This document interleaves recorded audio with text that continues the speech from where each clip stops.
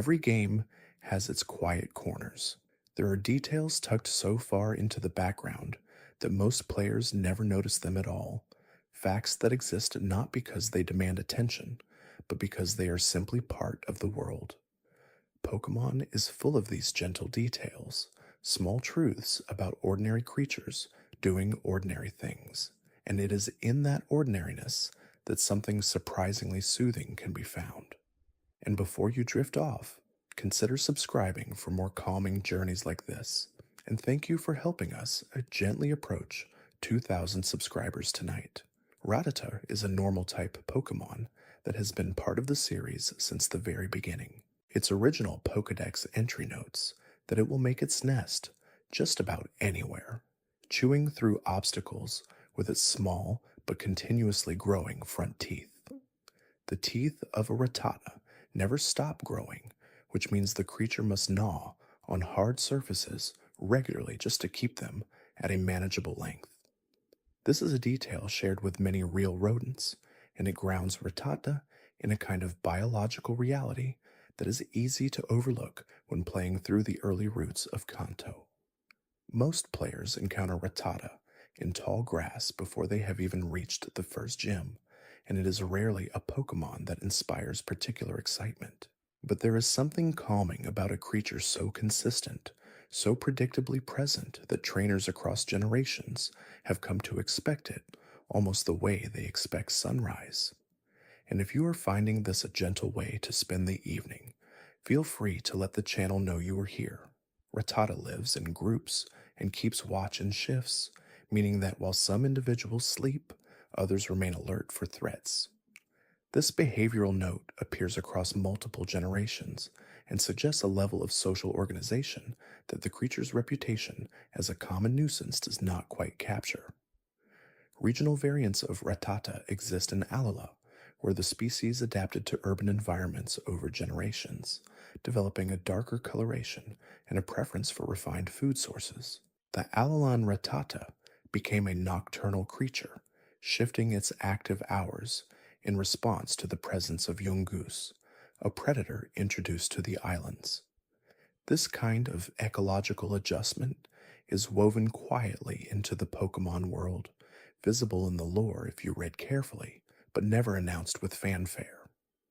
The evolution of Rattata into Raticate involves a significant change in the creature's body weight relative to its size.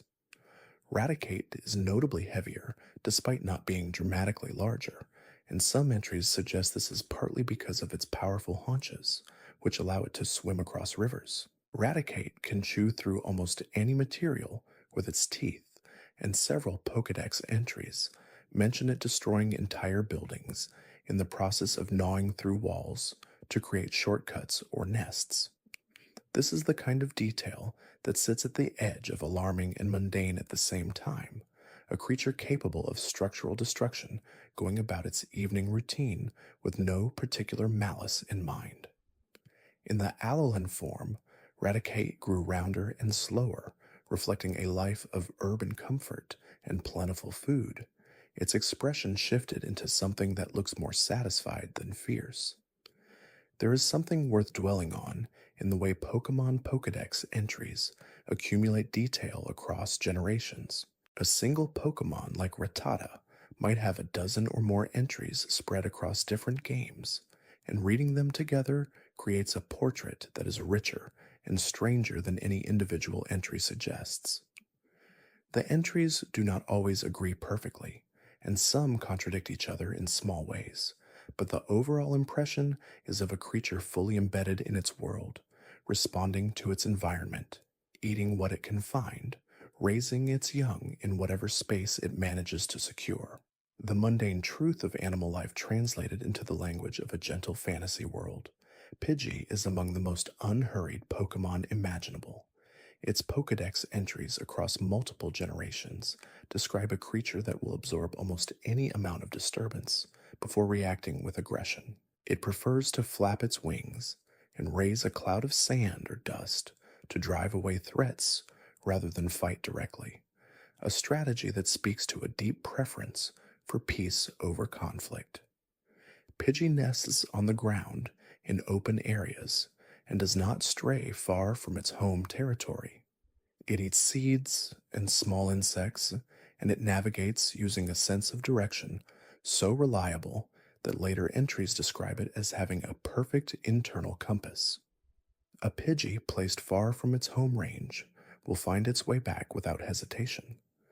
The progression from Pidgey to Pidgeotto to Pidgeot follows a familiar arc of increasing size and capability, but the personality described in the entries remains recognizably similar throughout. Pidgeot is a large and powerful bird, capable of flying at remarkable speeds through tall grass and forests, but it still returns to its home territory. It still protects younger members of its species. The fierceness that develops across the evolution line does not replace the essential groundedness of the creature. It simply gives it more tools for the same underlying purpose.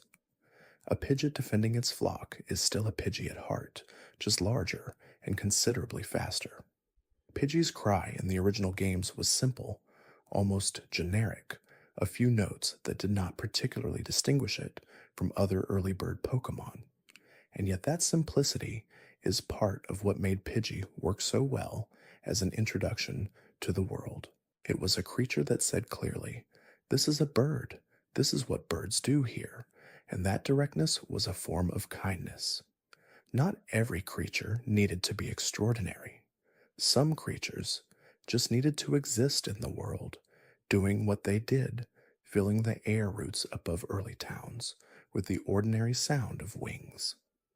The normal type, as a category, carries a quiet dignity that is easy to dismiss. Normal type Pokémon are often the first creatures encountered in any region, the ones that populate the early routes before the landscape grows more dramatic. They rarely have dramatic secondary types, they are not immune to many things, and they are not super effective against anything. In the type chart, normal occupies a neutral position that makes it seem unremarkable, but this neutrality has its own kind of stability. Normal types are not weak to most things. They simply exist within the world without any particularly strong relationship to its elemental forces. Spearow is a counterpoint to Pidgey in almost every way the early roots of Kanto have to offer. Where Pidgey is patient and reluctant to fight, Spearow is described as loud, aggressive, and quick to anger. Its cries are harsh. It attacks larger Pokémon without much caution, and it travels in flocks that become difficult to escape once agitated. The first episode of the original Pokémon anime features a flock of Spearow as an antagonistic force, and that characterization is consistent with what the Pokédex suggests. Spearow is a small bird that compensates for its size with persistence and volume. What is interesting about Spearow is that its aggression, described in such unflattering terms across its entries, is also a form of ecological fitness. A creature that defends its territory loudly and persistently and does not back down from larger threats will occupy more space, access more resources, and raise more offspring than one that retreats. Spearow's temperament is not a flaw. It is exactly the right strategy for a small bird living alongside much larger creatures. The Pokémon world is full of details like this, where what sounds like a criticism in the text of a Pokédex entry turns out to be a reasonable adaptation if you consider it for a moment longer. Fiorao, the evolution of Spearow, develops a long, distinctive beak that it uses to dig through soil and strike at prey with precision. Several entries mention that Fiorao can hover in place while hunting, watching the ground below before striking with sudden accuracy. This hovering behavior is described as tireless in some versions, with Fiorao able to maintain it for long periods. The combination of aggression and patience that this implies is not what you might expect from the hot-tempered creature Spearow is described as being, but evolution in the Pokémon world has a way of refining temperaments alongside physical forms. It is worth pausing here to think about what the early roots of any Pokémon region are really doing.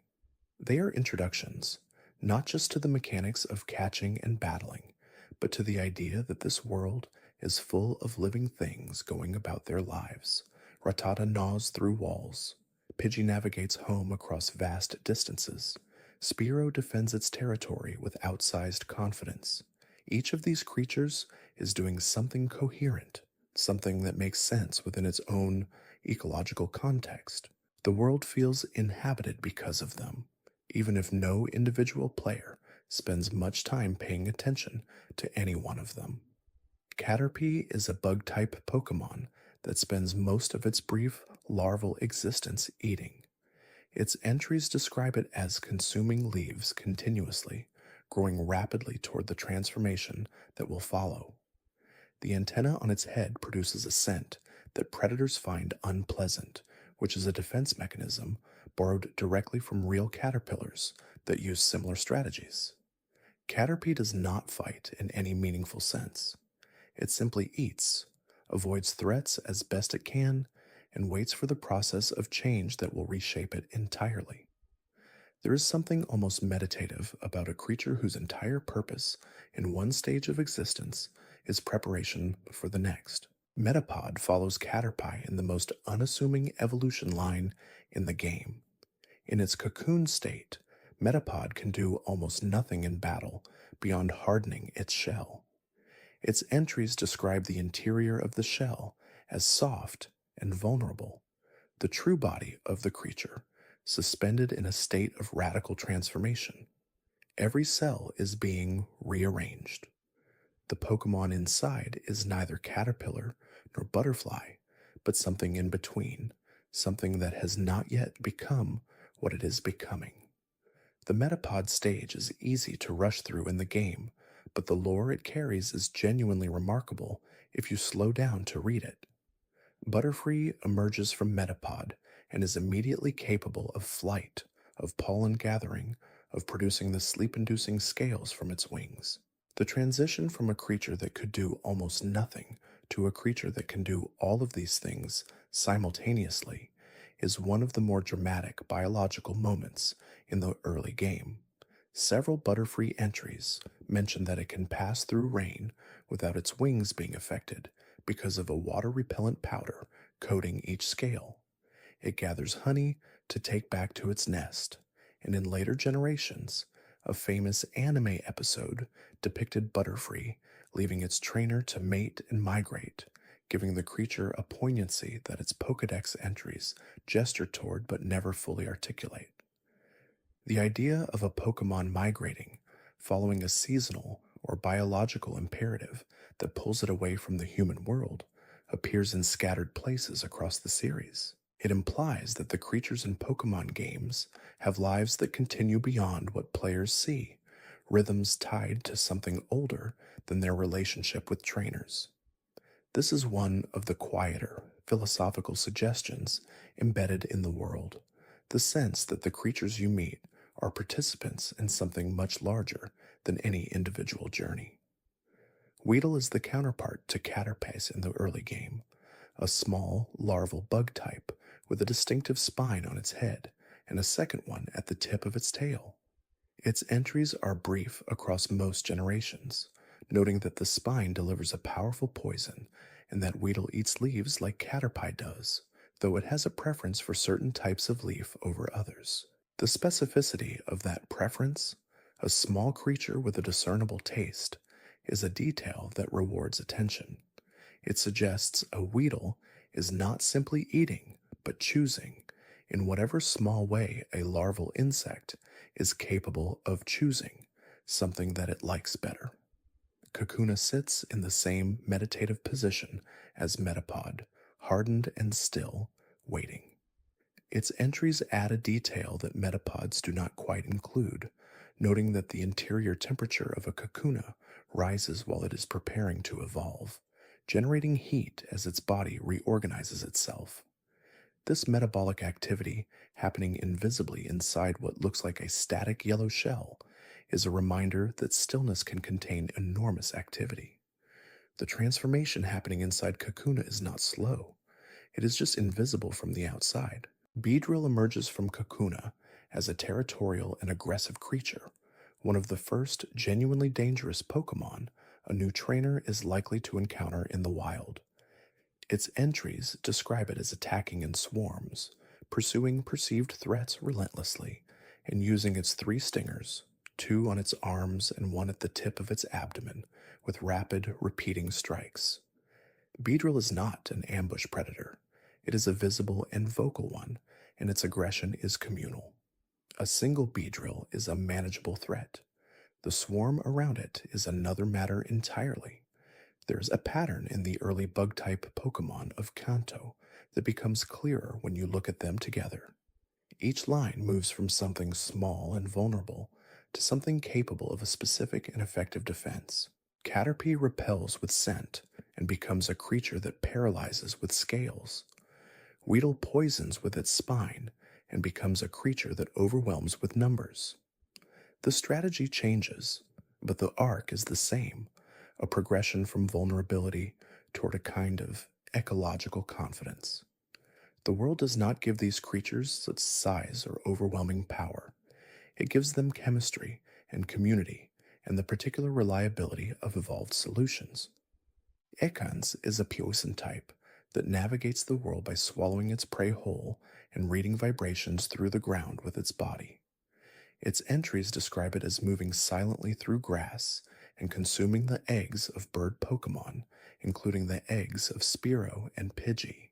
This predator-prey relationship between species you encounter in the same early roots gives the roots a subtle ecological coherence, a suggestion that these creatures are not placed at random but exist in relationship to one another. Ekans coils around tree branches to sleep, which keeps it safely elevated above the ground and concealed within the foliage. Arbok is the evolution of Ekans, and its most distinctive feature is the pattern on the hood it spreads when threatened. This pattern is described in various entries as resembling a face, though the specific design of the pattern reportedly differs between individual Arbok, making each one in some sense unique. The hood display is a form of intimidation, a performance designed to make a predator hesitate long enough for Arbok to either strike or escape. The detail about individual variation in the pattern is the kind of thing that sounds like flavor text, but implies a world in which these creatures have genuine, individual characteristics. Sandshrew lives in arid climates and curls into a perfect sphere when threatened, its tough hide forming an effective defensive barrier. Its entries describe it as burrowing deep beneath the earth to escape the heat of midday, spending the hottest hours underground, and emerging in the cooler morning and evening hours.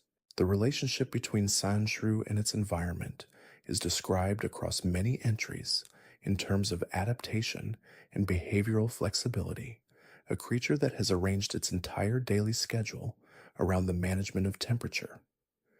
This is not extraordinary. This is just how a small reptile-like creature survives in the desert. Sandslash, the evolution of Sandshrew, develops the ability to climb trees and move through rocky terrain with speed by digging its claws into any available surface. Its claws break off occasionally during battles or while digging, but they regenerate quickly, which means Sandslash can maintain its primary defensive and offensive tools across its lifetime. The claws that break off are sharp and potentially useful as tools or weapons in their own right, though no entry specifically describes any creature making use of them. Some details in Pokémon lore sit at the edge of implication without quite stepping over it. Nidoran, both male and female, represent an interesting structural choice in the design of the first generation. They are the same species in real-world biological terms, but the game treats them as entirely separate Pokémon with separate evolution lines that never converge again after their initial divergence. The male Nidoran carries a large horn and a series of spines, while the female has a smaller horn but possesses poison in her body that is described in some entries as more toxic than the male's visible weaponry. The asymmetry of their threat profiles mirrors real biological differences in how different sexes of the same species can employ completely different defensive strategies. Nidorina and Nidorino are mid-stage evolutions that become increasingly territorial and difficult to approach. Nidorino attacks with its horn repeatedly when threatened, a behavior described as frenzied in some entries, while Nidorina becomes calmer and more social, gathering in groups for protection. These behavioral differences between the two evolution lines persist and deepen as they develop, with Nidoqueen described as extremely protective of her young and Nidoking as using its power to plow through barriers. The gender dimorphism extends beyond appearance into personality and strategy in ways that reward careful reading of the entries. Clefairy is a fairy type in later game nomenclature, but was originally designated as a normal type, one of the few changes in type classification that the series has made to older Pokémon. Its entries describe it as nocturnal, gathering under the full moon on specific mountainsides to dance in large groups.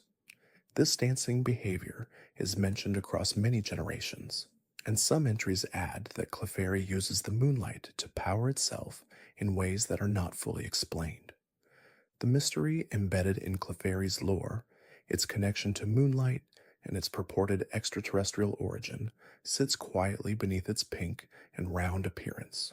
Clefable is the evolution of Clefairy and is described as extraordinarily shy, rarely seen by humans. Its hearing is described as so acute that it can detect sounds from far beyond normal range, and it moves so quietly that even its footsteps are inaudible. This combination of extreme shyness and exceptional sensory capability makes Clefable one of the more quietly interesting Pokemon in the game, a creature that knows more about its environment than almost any other, but chooses to remain invisible within it. Though entries for Clefable do not describe a creature that is hiding out of fear, they describe a creature that has simply decided not to be seen. Vulpix carries 6 tails that are said to split as the creature matures, eventually reaching the 9 tails of its evolution, Ninetales. The tails are described as warm to the touch, generating a pleasant heat that makes the creature a comfortable companion in cold weather. Vulpix's internal flame is said to ignite when the creature is born and is stoked by everything it eats, with the creature breathing small controlled flames to regulate its internal temperature. This metabolic relationship between food and fire is a detail that appears across multiple entries and gives Vulpix a biological specificity that makes the fire inside it feel less magical and more physiological. Ninetales is one of the more mythologically weighted Pokemon in the original games. Its entries describe it as living for 1,000 years, possessing extraordinary intelligence, and a long memory for both kindness and offense. The most frequently repeated detail in Ninetales' entries is the warning about its tails, each of which is said to hold a different curse, and the story of a trainer who grabbed one of the tails carelessly and was immediately aged 1,000 years as a consequence. This entry carries a quality unusual for Pokemon lore, a consequence that is serious and irreversible, a reminder that some of these creatures exist at a scale that makes them genuinely dangerous, in a way that has nothing to do with battle. Jigglypuff is perhaps the most structurally paradoxical Pokemon in the early game. It is round and pink and has large eyes designed by nature or fortune to induce the perception of cuteness, and its primary ability is to sing a song so effective that anything listening falls immediately and deeply asleep. The creature inflates itself with air to produce its song, and several entries note that it becomes furious when its audience falls asleep before the song is finished, which it apparently considers an insult. This combination of soothing power and wounded pride gives Jigglypuff a personality that is more complex than its appearance suggests. The song of a Jigglypuff is described in some entries as working on any listener regardless of species, a universal soporific that operates across biological categories in a way that has no real-world equivalent. The implication is that the sleep induced by Jigglypuff's song is not a chemical effect, but something more fundamental, a resonance with some deep mechanism that all creatures apparently share.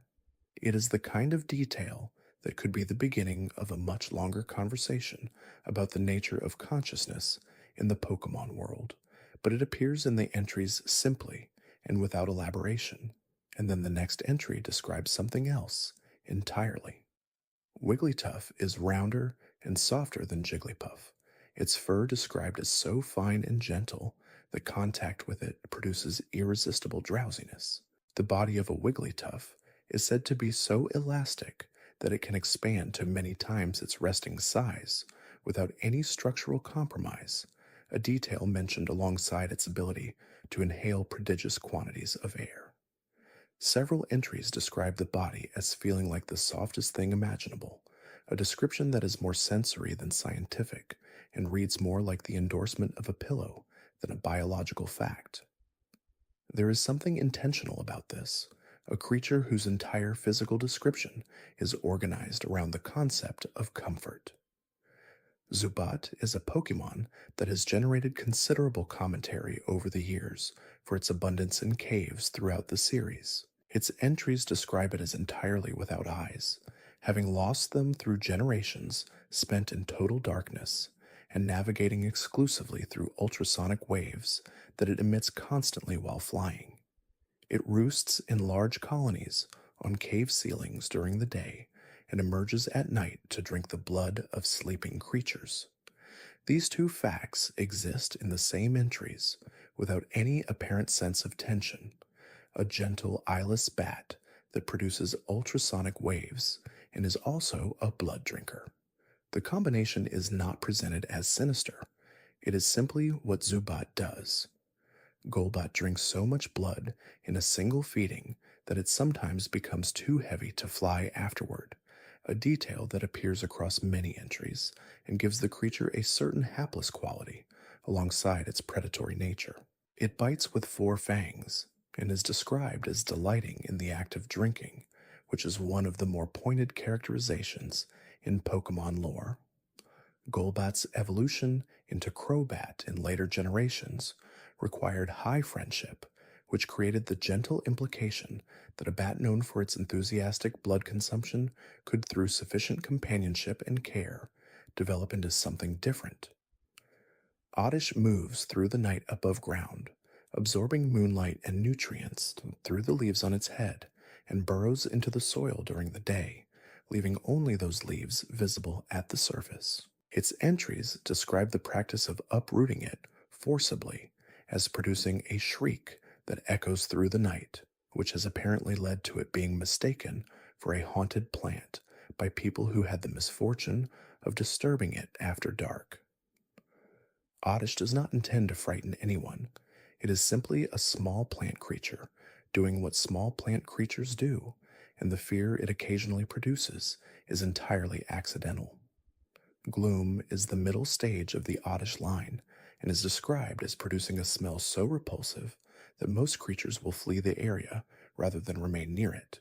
The smell is generated by a honey-like nectar that drips from the flower on its head, and while the odor drives away most creatures, it attracts certain insects in the same way that some real flowers attract pollinators through unconventional means.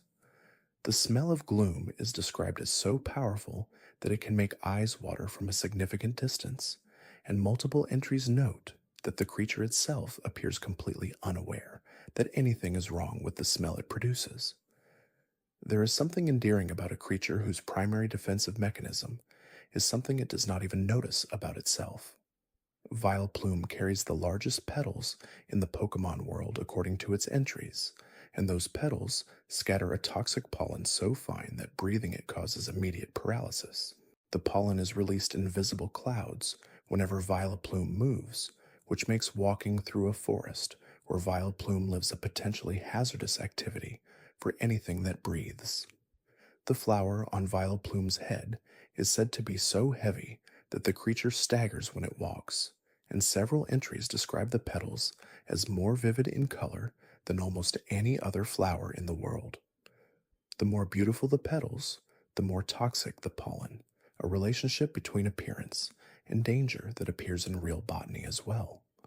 Paras is a Pokemon that introduces one of the more genuinely unsettling concepts in the first generation without quite announcing itself as doing so. It is a larval insect with mushrooms growing on its back, and those mushrooms are not incidental. They are described as parasitic fungi that gradually take increasing control of the creature's behavior as it ages. The mushrooms have their own nutritional needs that supersede those of Paras, and as the creature evolves into Parasect, the entries become more explicit about what is happening. The host is eventually described as fully under the control of the mushroom, its eyes blank and its movements directed entirely by something else.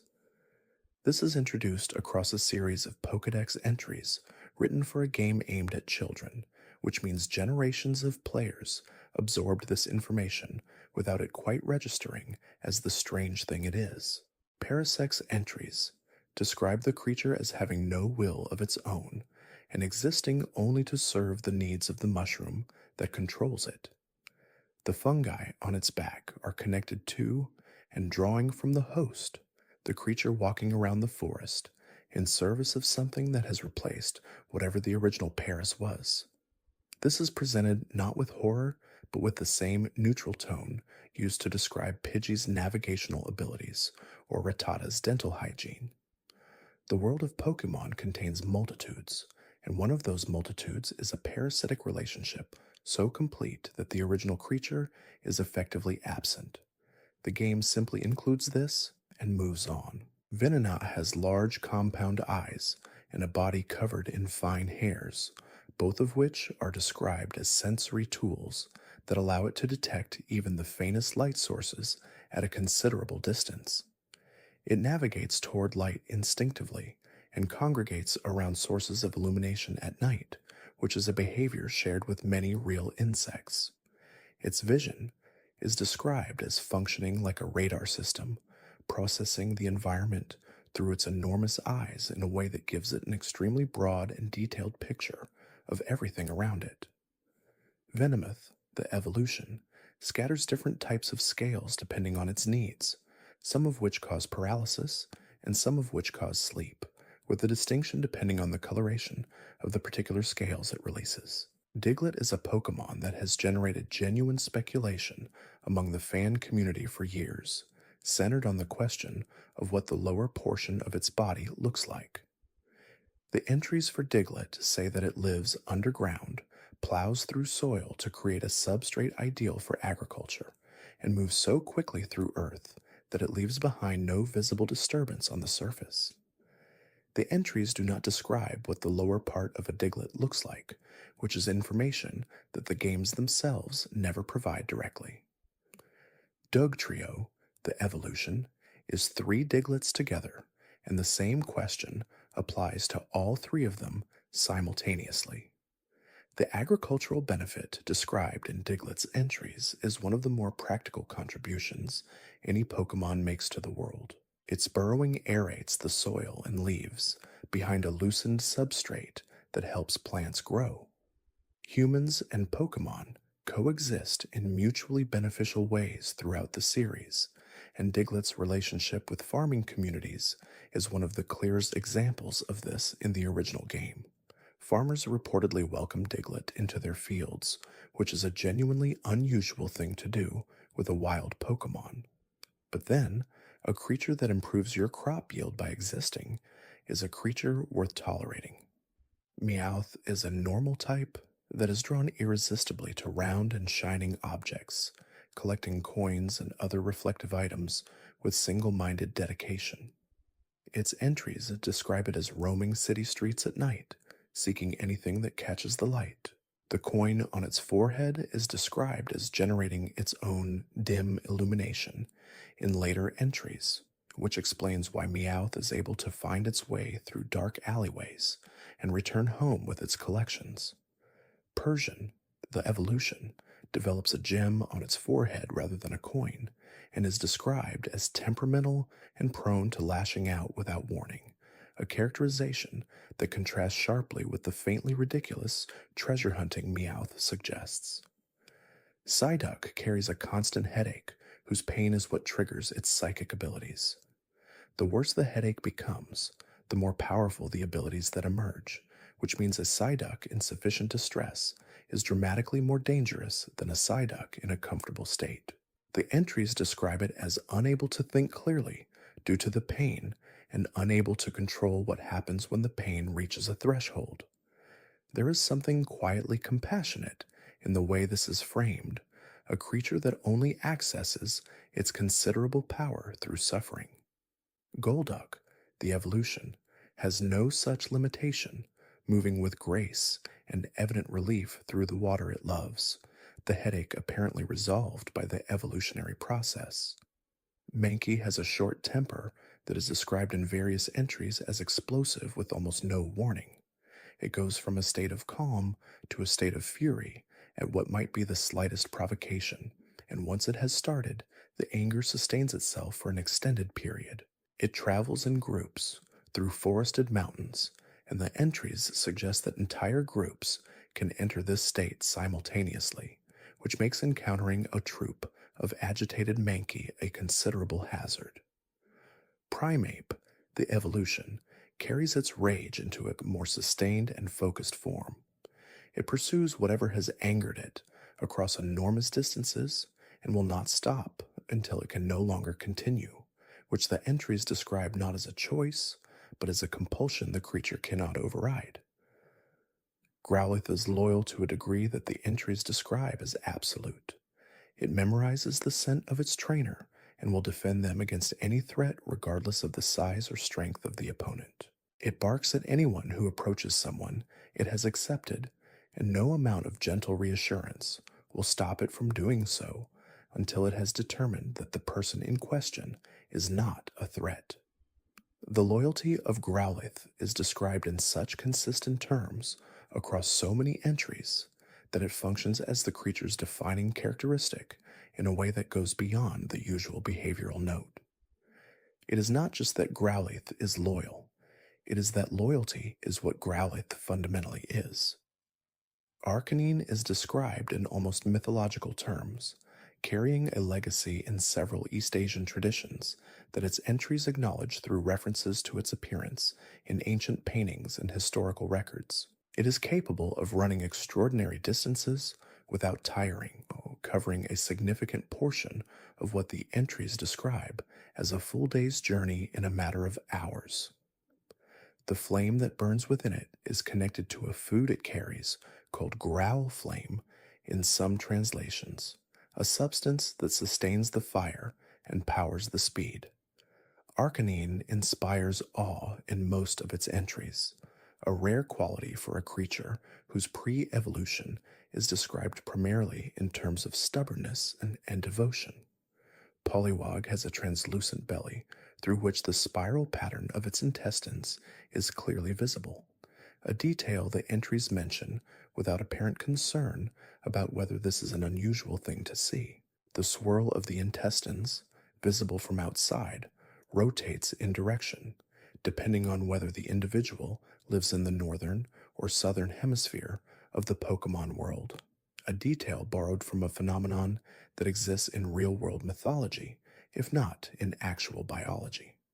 Poliwag navigates through water with its tail fin and is described as unused to walking on land, moving clumsily when forced to do so, though the entries note that its determination is sufficient to overcome the difficulty.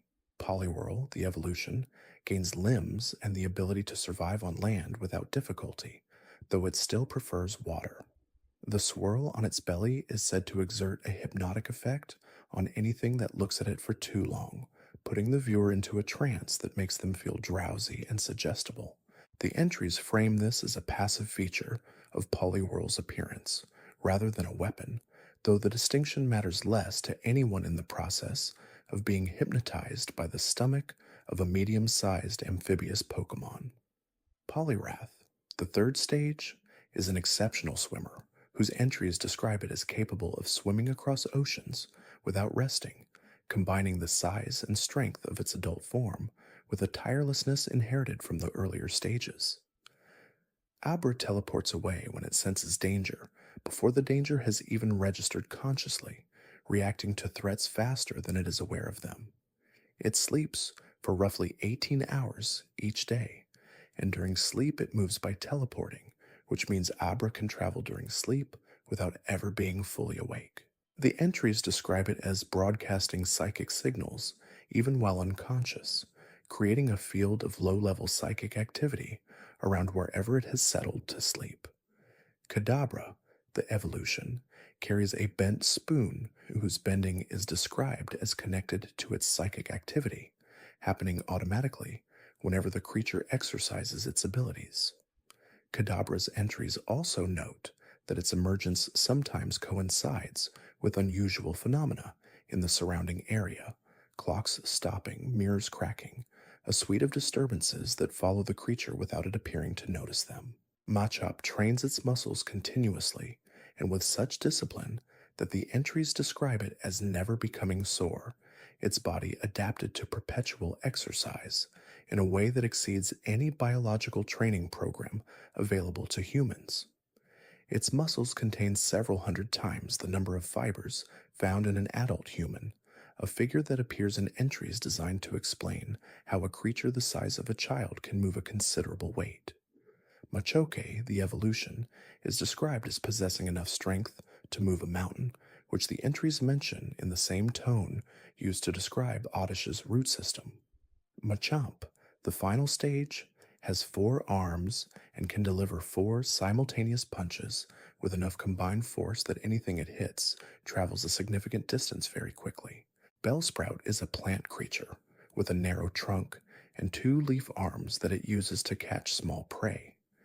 Its body is so flexible that it can bend in any direction to avoid attacks, which makes it unexpectedly difficult to hit despite being fragile in appearance.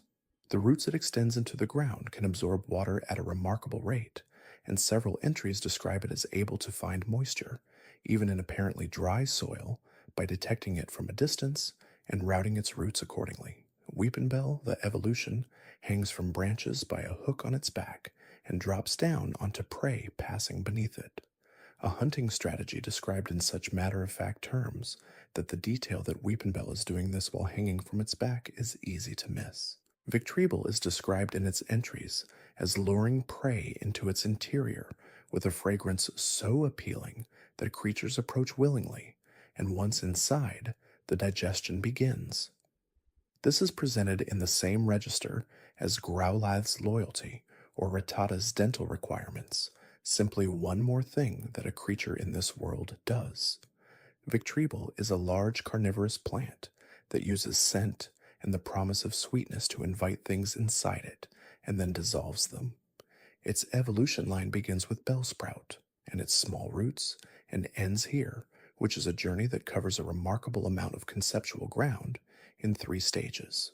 Tentacool floats near the ocean's surface in warm waters and is transparent enough that it is nearly invisible in direct sunlight, with only its 2 red orbs providing a reliable visual reference point.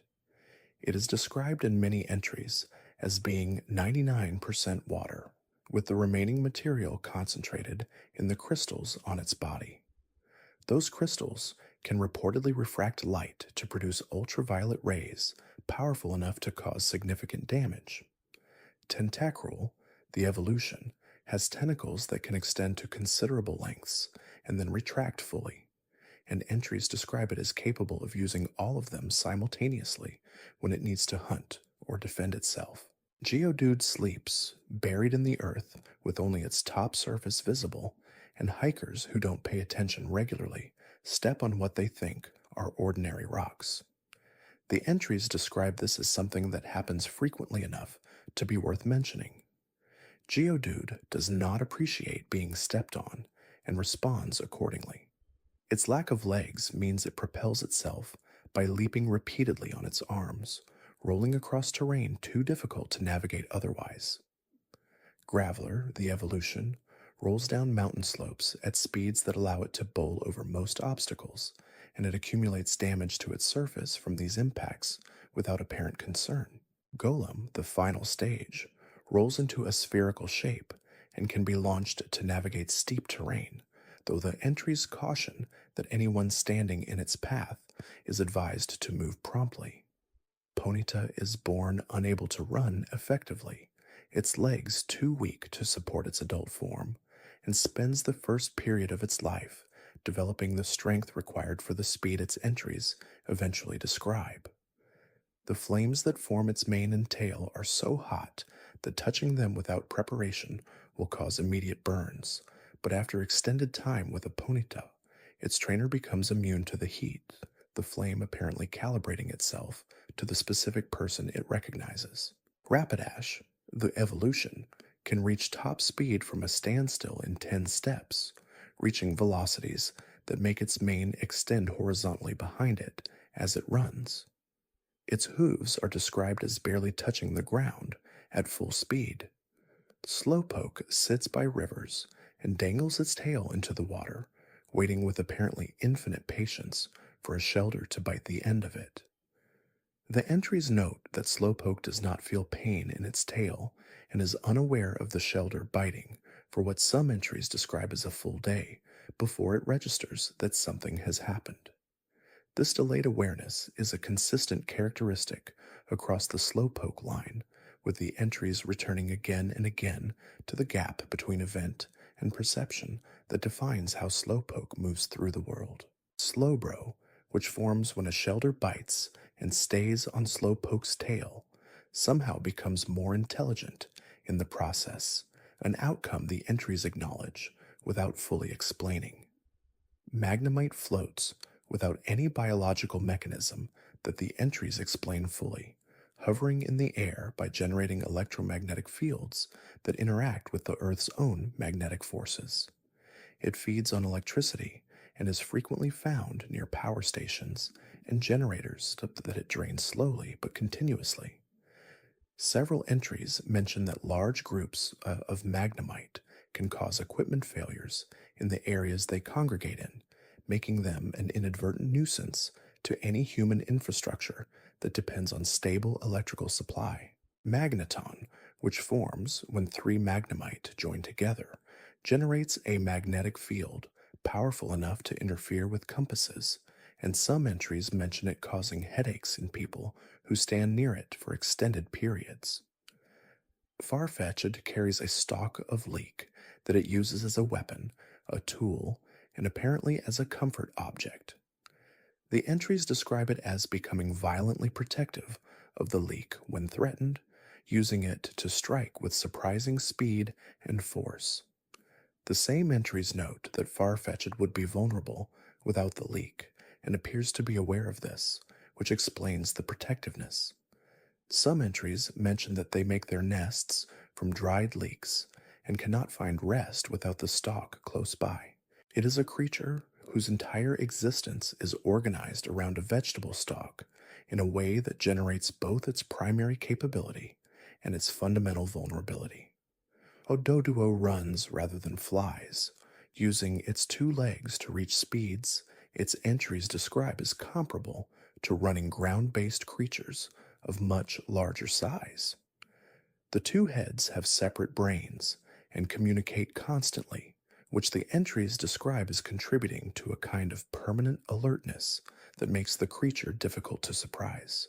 Dodrio, the three-headed evolution, has one head that represents sorrow, one that represents joy, and one that represents anger, according to some entries, though others simply describe three separate brains and the increased complexity of communication between them. The emotional interpretation of Dodrio's three heads appears alongside the neurological one, without either being presented as more accurate than the other. Seal lives in frigid water and has a horn on its head used to break through ice from below. It is described as struggling in temperatures above a certain threshold, becoming sluggish and uncomfortable in warmer environments. Its layer of fat keeps it insulated in water that would be immediately dangerous to most warm-blooded creatures, and the entries describe Seal as swimming continuously to maintain body temperature, rest and motion being roughly equivalent in its thermal management strategy. Dugong, the evolution, sleeps on ice and is described as motionless at low temperatures. in a state that looks like death to anyone unfamiliar with it, becoming fully alert and active only once the ambient temperature drops to specific levels. Grimer formed from the sludge that accumulated in polluted waterways following industrialization in the Pokémon world. Its entries frame this origin as a natural consequence of contamination, a creature that emerged from waste, the way life sometimes finds a way to emerge from improbable conditions. It seeps into any gap it encounters, making containment difficult, and leaves a trail of bacterial contamination wherever it moves. Muck, the evolution, produces a smell so profoundly unpleasant that plants wither and die in its immediate vicinity, and the entries describe any water touched by muck as contaminated beyond remedy without specialist intervention. This is a Pokémon whose existence is the documented environmental consequence of industrial pollution, which is a remarkable thing to include in a game aimed primarily at children. Shelter keeps its shell closed except when feeding, extending its large tongue to sweep food into its interior and snapping the shell shut against any threat. When it opens its shell, the interior is lined with pearl-like structures that the entries describe as being among the most beautiful things in the ocean, visible only briefly before the shell closes again. Cloyster, the evolution, has an outer shell so hard that even modern industrial equipment cannot damage it, with the entries suggesting that the methods used to reinforce the shell are not fully understood even by researchers who study it. The spikes on Cloyster's outer shell increase in number as it ages. Ghastly is primarily composed of gas rather than physical matter, and its entries describe its body as 95% gas, with the remaining substance concentrated in an extremely faint core. It can diffuse itself to pass through walls and has a tendency to surround large creatures and suffocate them by dispersing the oxygen around them. A hunting strategy described in the same neutral tone as all other hunting strategies in the series. Haunter can pass through any wall without resistance and becomes invisible in dark places, appearing only as a floating pair of hands and a tongue. Gengar, the final stage, crouches in the shadows near walls and drops the temperature of any room it inhabits, a phenomenon that its entries associate with it, draining the warmth and energy of anyone present. Onyx moves through the earth with its rock and stone body at remarkable speed, creating a rumbling noise that can be heard at the surface. It swallows large boulders to grind and polish its internal structure over time, with the entries noting that its core becomes harder and smoother as it ages. The tunnel systems created by Onyx serve as pathways used by smaller creatures, making it an inadvertent architect of the underground ecosystem it moves through. Old Onyx reportedly have bodies that shine like polished crystal from years of internal refinement, though the entries note that such onyx are extremely rare. Drowsy finds humans dreaming to be extremely appealing and consumes dream energy the way other creatures consume food. Its entries describe it as able to distinguish between dreams based on quality, with vivid and imaginative dreams being preferred to mundane ones. Long ago, a myth reportedly arose, suggesting that Drowsy would eat only pleasant dreams and leave nightmares untouched, but the entries do not confirm this preference. Hypno, the evolution, swings the pendulum it carries to induce sleep and controls what the sleeping creature experiences. There are some entries that describe Hypno as having caused children to follow it after inducing sleepwalking states, though the entries treat this information as warning rather than characterization, a reminder that some of these creatures should be treated with respect. Krabby lives on beaches and makes its home in holes in the sand. When it cannot find food, it chews through its own claws for nutrition, and the claws regenerate after being consumed, creating a closed nutritional loop that the entries note is unusual among similar creatures. Its claws are so powerful that they can become an impediment, with some entries describing Krabby as falling over sideways because one claw has grown considerably heavier than the other. Kingler, the evolution, develops one claw so massive that the creature has difficulty lifting it effectively in battle, though the force it generates when it does is described as sufficient to crack granite. Voltorb is a Pokemon that looks exactly like a Pokeball and is said to have appeared in the world around the same time Pokeballs were invented. The entries offer no definitive explanation for whether Voltorb evolved from Pokeballs through some process of energetic spontaneous generation, or whether the resemblance is coincidental, or whether someone involved in the creation of Pokeballs used Voltorb as a template. The question goes unresolved across generations of entries. What is consistent is that Voltorb explodes when disturbed, treated roughly, or simply in a bad mood, making it one of the more dangerous creatures to encounter in an environment where accurate identification matters. Execute looks like a cluster of eggs with faces, and its entries describe the individual eggs as communicating through a form of telepathy, coordinating their movements and decisions as a group. When one egg cracks, the others become distressed, and the whole group reacts aggressively. The evolution into Executor involves the eggs becoming a tree, with the tree's heads each being described as having developed independent thought processes that they pursue simultaneously. Alolan Executor is dramatically taller than the standard form, its neck stretching to heights that the entries attribute to the intensity of sunlight in the Alolan region, and the extra head at the bottom of the tail is described as having its own distinct personality. Cubone wears the skull of its deceased mother as a helmet and carries a bone as a weapon.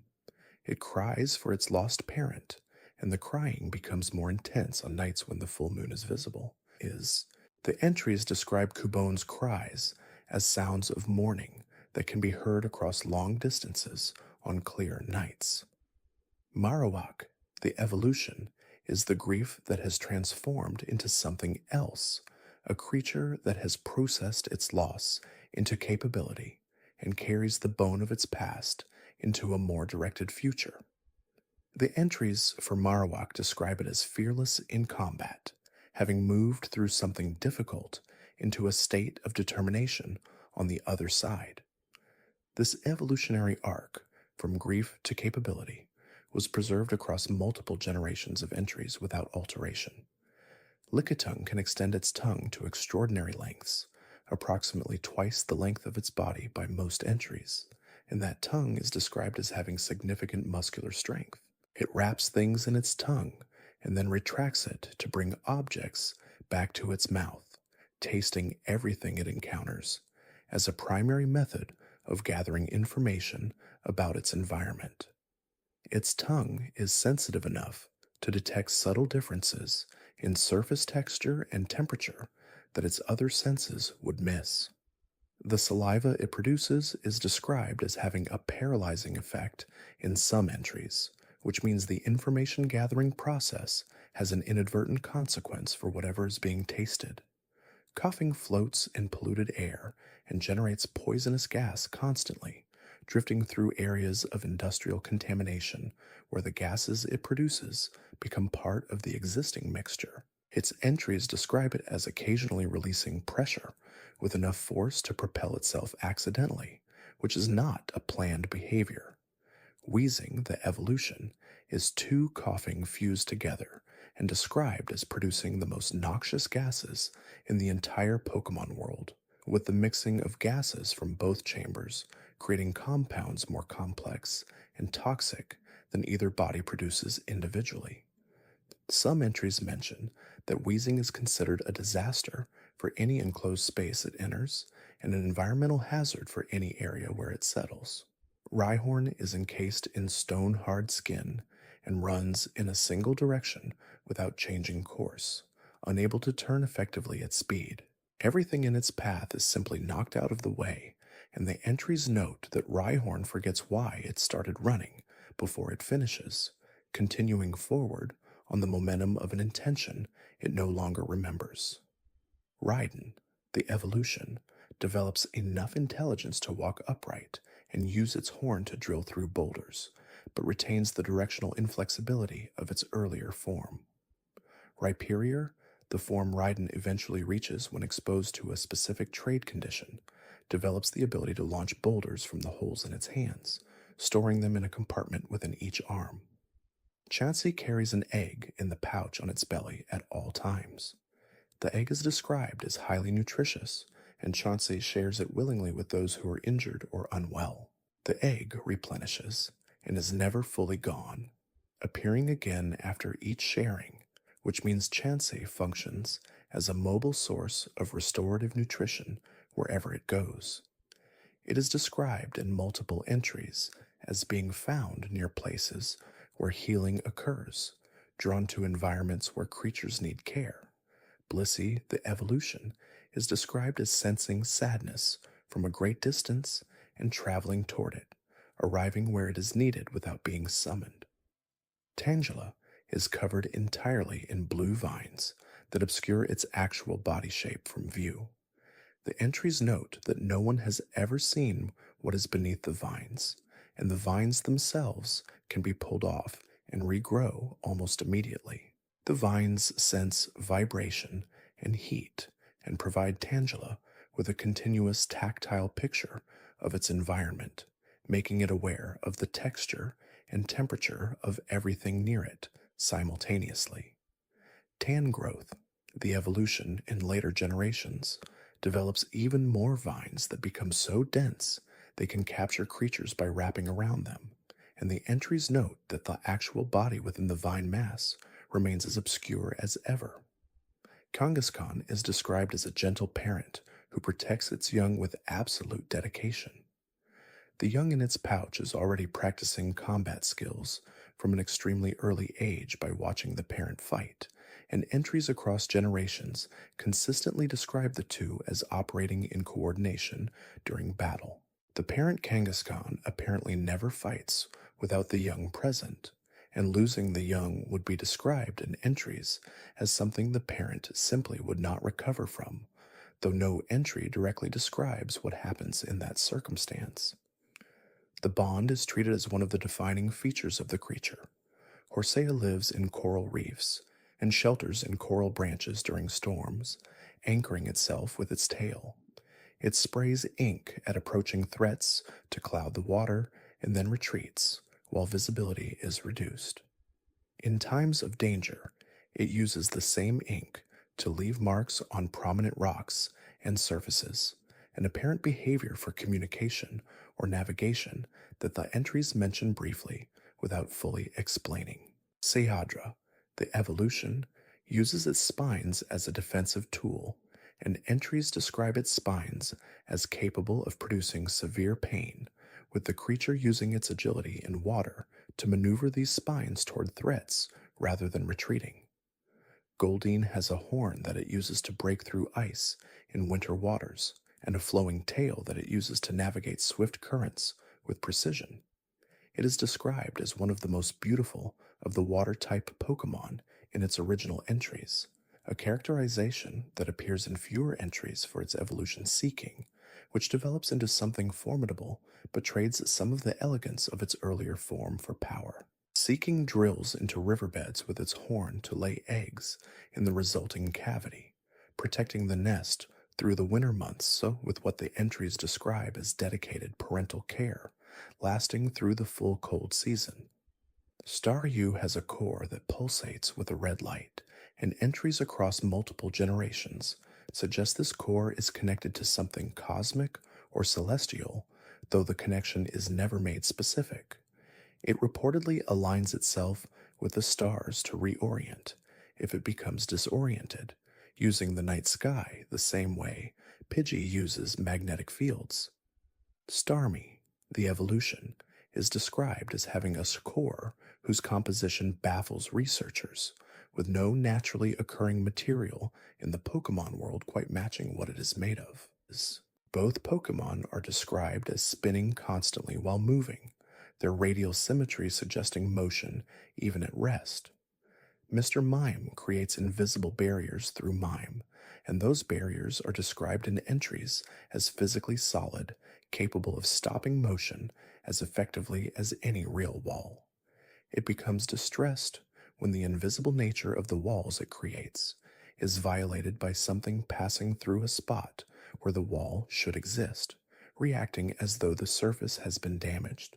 Mime Jr., the pre evolution in later generations, learns to mimic the expressions and movements of those around it so effectively that it can generate emotional responses in onlookers, with entries noting that a sad expression from Mime Jr. has caused observers to feel genuine sadness without knowing why. Scyther moves so quickly that its blades are invisible to the eye during battle, and the entries describe it as cutting through hard materials with a single pass. It will only attack when it has calculated that it can succeed, and the precision of that calculation is described as the primary reason it is so rarely defeated by anything it chooses to fight. Skyzor, the evolution in later generations, trades speed for additional cutting power, its armor making it slower but substantially more resilient, with the entries noting that less than 10% of its attacks miss their target. Jinx moves by shaking its hips in a distinctive swaying rhythm that humans apparently find irresistible to imitate, with entries describing crowds of people spontaneously dancing behind a passing Jinx. The language it produces is described as resembling a human language that researchers can almost understand but not quite, the meanings hovering just beyond comprehension, in a way that has reportedly led some researchers to feel that understanding is imminent while still never arriving. Electabuzz is described as gathering near power stations during thunderstorms, rushing into the falling lightning and absorbing as much as it can. It glows with electricity after large storms and can cause failures in electrical equipment within a certain radius of where it stands. Magmar seeks out volcanic regions and lives within them, body temperature described as hot enough to cause ignition on contact. Its flame-like body structure described across entries as genuinely difficult to look at directly in full light. Pinsir grips opponents in its horns and attempts to split them in two, and the entries describe the force it applies as sufficient to crack materials that would otherwise resist considerable pressure. It endures cold temperatures poorly and buries itself in fallen leaves or earth during cold periods, becoming dormant and indistinguishable from the soil around it until temperatures rise again. Tauros is a charging creature, described as running continuously once it begins, with its aggression requiring an outlet in the form of something to smash. It whips its own back with its three tails to increase its anger before charging, building momentum in both the physical and emotional sense simultaneously. Several entries describe Tauros as searching actively for something it can charge at when it has been at rest for too long, the pent-up energy requiring release on a schedule it sets for itself. Magikarp is the most famous underperformer in the series, a fish creature whose entries describe it as virtually incapable of doing anything in battle. It splashes around ineffectively and can barely jump over a low hurdle, though later entries add that this has not always been the case, that ancient Magikarp were more capable and that the species has degenerated through generations, in which doing little was sufficient for survival. The current state of Magikarp is described as the product of evolution toward minimum necessary effort, a troubling thought that is offered without judgment. Gyarados, the evolution, is violent and powerful and emerges from the apparent helplessness of Magikarp through a process the entries describe as so dramatic that the brain itself is reconstituted. The creature that emerges from Magikarp's evolution does not have the brain of a fish. It has the brain of something that is driven and destructive, that circles and burns and does not stop. Its entries describe towns reduced to ash following its rampage, a consequence of the brain transformation that turns patience into aggression permanently.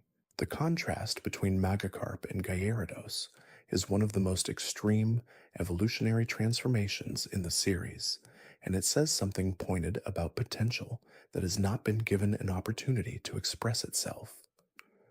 Lapras ferries passengers across bodies of water gently and without distress, understanding human language well enough to follow directions and describe its emotional state through cries.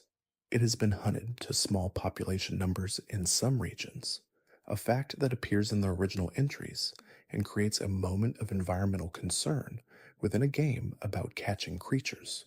Lapras passes on traditional songs through generations, and the entries describe these songs as carrying an emotional weight that listeners who have never heard them before nonetheless respond to as if recognizing something. Ditto transforms into a perfect copy of whatever it observes, replicating cellular structure and capability with accuracy. The transformation is described as not quite complete, with some entries noting that the face of a Ditto relaxes back toward its default expression when it is attempting to hold a complex form while asleep. This small detail, the face slipping toward itself in sleep, gives Ditto an unexpectedly poignant quality. Whatever it transforms into, whatever perfect copy it holds, there is something underneath that persists and reemerges when the creature is not watching itself. Eevee has an unstable genetic code that makes it uniquely responsive to its environment and emotional state, with the direction of its evolution shaped by what it encounters and how it feels. This adaptability has been present since the first game and represents one of the series' most interesting ongoing experiments with the concept of potential. Eevee itself is neither the beginning nor the end of the story. It is the pause in between, the creature that could become many things, waiting for the conditions that will tell it which one. Vaporeon dissolves into water so completely that it becomes indistinguishable from the water around it.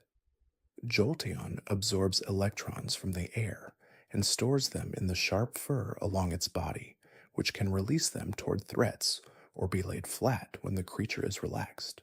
Flareon stores flaming energy in a sac near its throat and releases it as breath that can reach very high temperatures. Each of these evolutions is a different way of answering the same question, which is what it means to specialize, to commit to one element out of the many possibilities the unstable code contains. Porygon is the first artificial Pokémon encountered in the original games, a creature designed by programming rather than evolution, built to operate in computer networks and brought into the physical world in a form that is described as imperfect. Its polygonal edges are described in some entries as a consequence of imprecise conversion between digital and physical forms, and Porygon 2, the updated version, was intended to smooth those imperfections without fully succeeding. Porygon Z, the form reached through a second upgrade, has additional features that its creator apparently did not intend, the update producing changes that went beyond the specified parameters in ways that made Porygon Z erratic and unpredictable. Omanite and Kabuto are ancient Pokémon restored from fossils, and their entries carry the quality of creatures encountering a world they were not designed for. Omanite retreats into its shell when startled, and is described as shy in a way that feels different from the shyness of living Pokémon, more fundamental, more permanent. Kabuto is described as having changed very little from its ancient form, a creature so well adapted to its original environment that the passage of millions of years did not require it to change. This stability is treated as a kind of achievement in the entries, though what it is achieving is not quite defined. Aerodactyl is fully reconstructed from ancient genetic material and described as instantly aggressive upon restoration, recognizing nothing in the modern world and responding to it as a threat. It flies at high speed and uses its serrated jaw to tear at prey in a way that has not changed since it first appeared in the fossil record. There is something unresolved about Aerodactyl's existence in the modern Pokémon world, a creature fully formed for an environment that no longer exists, moving through the present with tools shaped entirely by the past. Snorlax sleeps for most of each day and eats an enormous quantity of food when awake, requiring roughly 900 pounds of food daily to maintain its body weight. It sleeps in locations that become landmarks for travelers in the games, blocking roads and paths without apparent awareness that it is doing so. The Snorlax that blocks routes in the original Kanto games becomes one of the more gently absurd images in the series, an obstacle that is not threatening, just immovably comfortable exactly where it is. The music used to wake it, the sound of the poke flute in the original games, is one of the more memorable small moments in the series. The idea that this vast sleeping creature can be reached by the right sound. Articuno generates cold air from its wings, chilling the atmosphere it flies through. Its feathers are described as made of ice that never melts, and the sight of Articuno in flight is described in multiple entries as a portent of approaching cold weather, the creature itself becoming a harbinger of the season it represents. Zapdos nests in thunderclouds and absorbs electrical energy from every strike. Moltres carries flames that are described as healing when they touch a creature directly, an unusual property for something that burns. Mewtwo was created in a laboratory through genetic manipulation, designed to be the most powerful Pokémon possible, and its entries describe the result in terms that are consistently charged with unease. It is described as possessing the cruelest heart among all Pokémon in the original game, a characterization that later entries complicate and partially retract, suggesting that the cruelty attributed to Mewtwo is a response to the circumstances of its creation rather than an inherent feature. The facility where it was created was destroyed before the games begin, and the notes left behind are found by players who encounter them, the only record of what was done and why. Mew, the ancestor of all Pokemon according to some interpretations of the series lore, contains the genetic information of every living Pokemon within its cells. It is gentle and playful and curious, willing to approach those who approach it with genuine pure-heartedness and invisible to everyone else. It is described as the original Pokemon, the source from which diversity emerged, which gives its childlike curiosity and its tendency to playfully float through the air, a quality that is either ironic or perfect, depending on how you read it. The beginning of everything, still discovering the world it started. There is something to be found in spending time with these ordinary facts, with the dental hygiene of small rodents and the agricultural benefits of ground-burrowing creatures, and the way a sleeping bat drifts through darkness, following sound instead of light. The world of Pokemon is full of creatures doing exactly what they need to do, navigating their environments with the tools they have been given, finding food and shelter and each other in the particular ways their natures allow. None of this is dramatic. None of it asks to be remembered. The details accumulate quietly, the way most of the world accumulates. A Pidgey finding its way home, a Slowpoke waiting unaware for a full day, a Ditto's face relaxing back toward itself in sleep. These are small truths about small creatures, and there is a gentleness in returning to them, in letting the information settle without urgency, without the need to do anything with it. The facts simply exist, the way the creatures they describe simply exist, moving through their world at their own pace. The series returns to these creatures across generations, adding details to portraits that were already reasonably complete, the way our understanding of any living thing deepens the longer we pay attention to it. Each new entry is another piece of a picture that does not need to be finished to be worth looking at. The Pokemon world is not asking to be fully understood.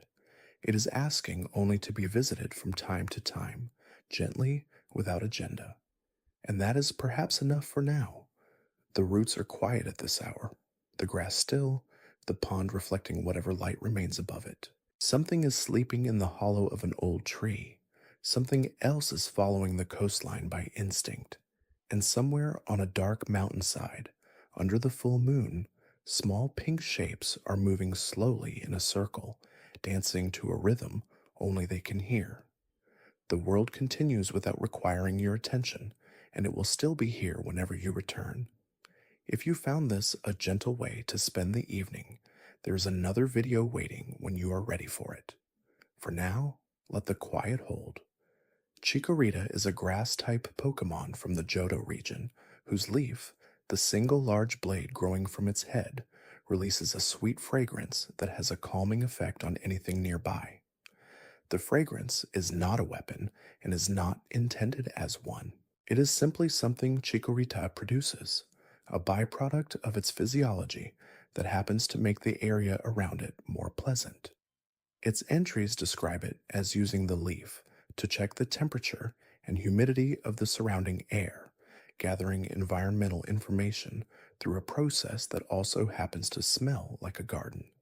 Bayleaf, the evolution, has small buds around its neck that amplify this fragrance considerably, and its entries describe the scent as stimulating enough to affect mood and energy in those who breathe it. Meganium, the final stage, releases a fragrance from its petals that has been described as having regenerative properties, reviving wilted plants and creating a sense of well-being in whatever stands near it. The fragrance of the Chikorita line represents a category of Pokémon ability that recurs throughout the series, effects that are passive and environmental rather than deliberate. These are creatures that change the atmosphere around them, not through action, but through presence. The world is quietly different for having them in it, slightly more fragrant, slightly more calm, and neither the creature nor the things around it are required to acknowledge that anything is happening at all. Cyndaquil is described in its entries as timid, unable to defend itself by other means, and so produces flames from the vents on its back when it is alarmed. The flames are not generated otherwise. A Cyndaquil that is at ease, that feels safe and comfortable, simply does not flame. The vents are quiet, and the creature moves through its environment as a soft and rounded shape that gives no indication of the defense mechanism available to it. Kilava, the evolution, gains control over the timing and intensity of the flames, becoming able to use them deliberately.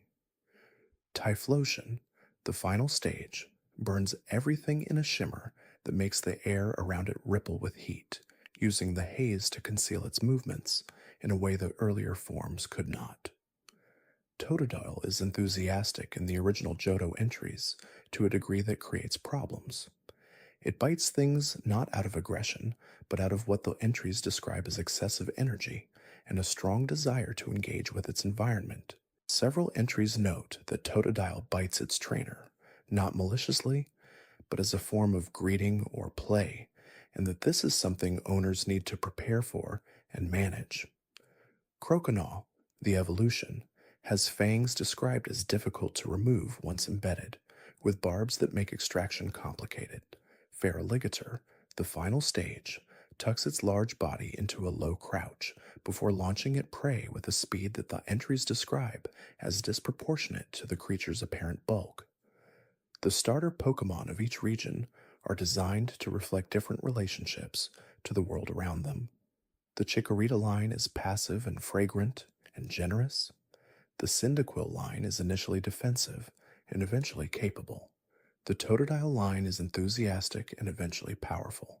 These three responses to existence represent different philosophies of being in the world, different ways of moving through an environment with the body and capabilities you have been given. None of the three is presented as superior to the others, and the choice between them at the beginning of the game is the first of many small declarations the player makes about what kind of trainer they want to become.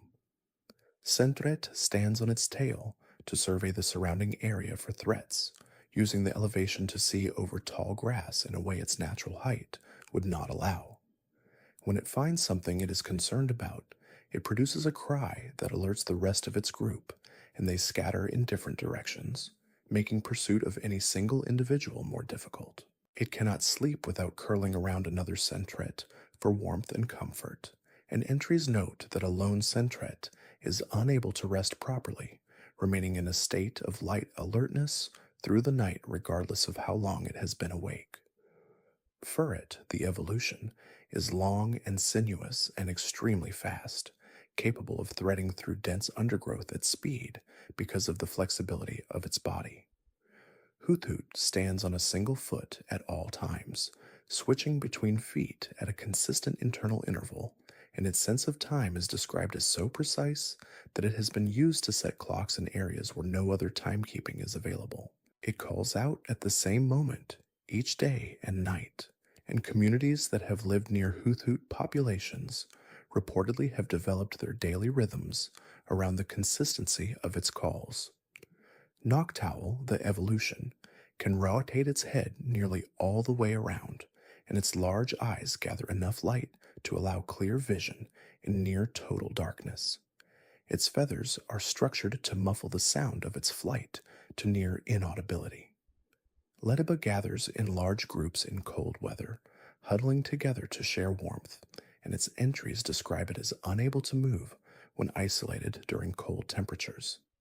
The social nature of Lediba is framed not as a preference, but as a physical requirement, with the creature's thermoregulation depending on proximity to others of its kind. Ladian, the evolution, uses the stars to navigate and apparently draws on starlight in a way that the entries suggest has nutritional or energetic value, growing stronger in regions where the stars are clearly visible. Spinaric produces webs so strong that some entries describe them as equivalent in tensile strength to steel at their finest. It waits in its web for prey without moving, and the entries describe a patience so complete that it simply remains immobile for days at a time, untroubled by the stillness. The web vibrates when something contacts it, and Spinaric reads the nature of what has landed by the pattern of vibration. Ariados, the evolution, creates webs that are more complex, covering areas and connecting points in patterns that, according to some entries, it can read like a map of its own territory. Chinchu lives at such extreme depths that the light from its two antennae is the primary illumination available in its environment. It produces this light through a chemical process in the tips of the antenna and uses it both to attract prey and to signal to other Chinchu in the darkness. The entries describe Chinchu as exchanging electrical signals between the positive and negative charges in each antenna to communicate, creating a language of charge rather than sound. Lantern, the evolution, produces a light described as visible from significant distances in the darkness of the deep ocean, a beacon in a place where light is otherwise absent. Togepi's entry in the original Johto games describes the shell pattern as containing happiness, and the suggestion across multiple entries is that Togepi absorbs positive energy and then releases it back into its environment, sharing what it has gathered. The shell absorbs this energy over time, and the Togepi within the shell distributes it to those it trusts, which means the happiness embedded in the shell is not static, but circulates. Togetic, the evolution, seeks out and gathers near people with kind hearts, leaving places where unhappiness is the dominant atmosphere. Togekiss, the later evolution, brings blessings according to some entries, and reportedly appears near reconciliations, near moments when conflict has been resolved and something is beginning again. Mareep produces electricity through the friction of its wool, and the wool grows continuously and must be sheared, or it accumulates enough charge to make any creature that approaches it susceptible to shock. At night, the end of its tail glows and functions as a low lamp. Fluffy, the evolution, is in the process of losing its wool in patches, which creates gaps in the insulation and makes the electricity visible through the bare skin beneath. Ampharos, the final stage, produces a light from the sphere at the tip of its tail so bright that it has historically been used as a lighthouse, and entries across multiple generations reference the creature's light having guided ships and travelers home. Moril was widely believed in the period before official confirmation to be a Pokémon from an unannounced game, appearing in screenshots that circulated without explanation, which made it briefly the subject of intense speculation.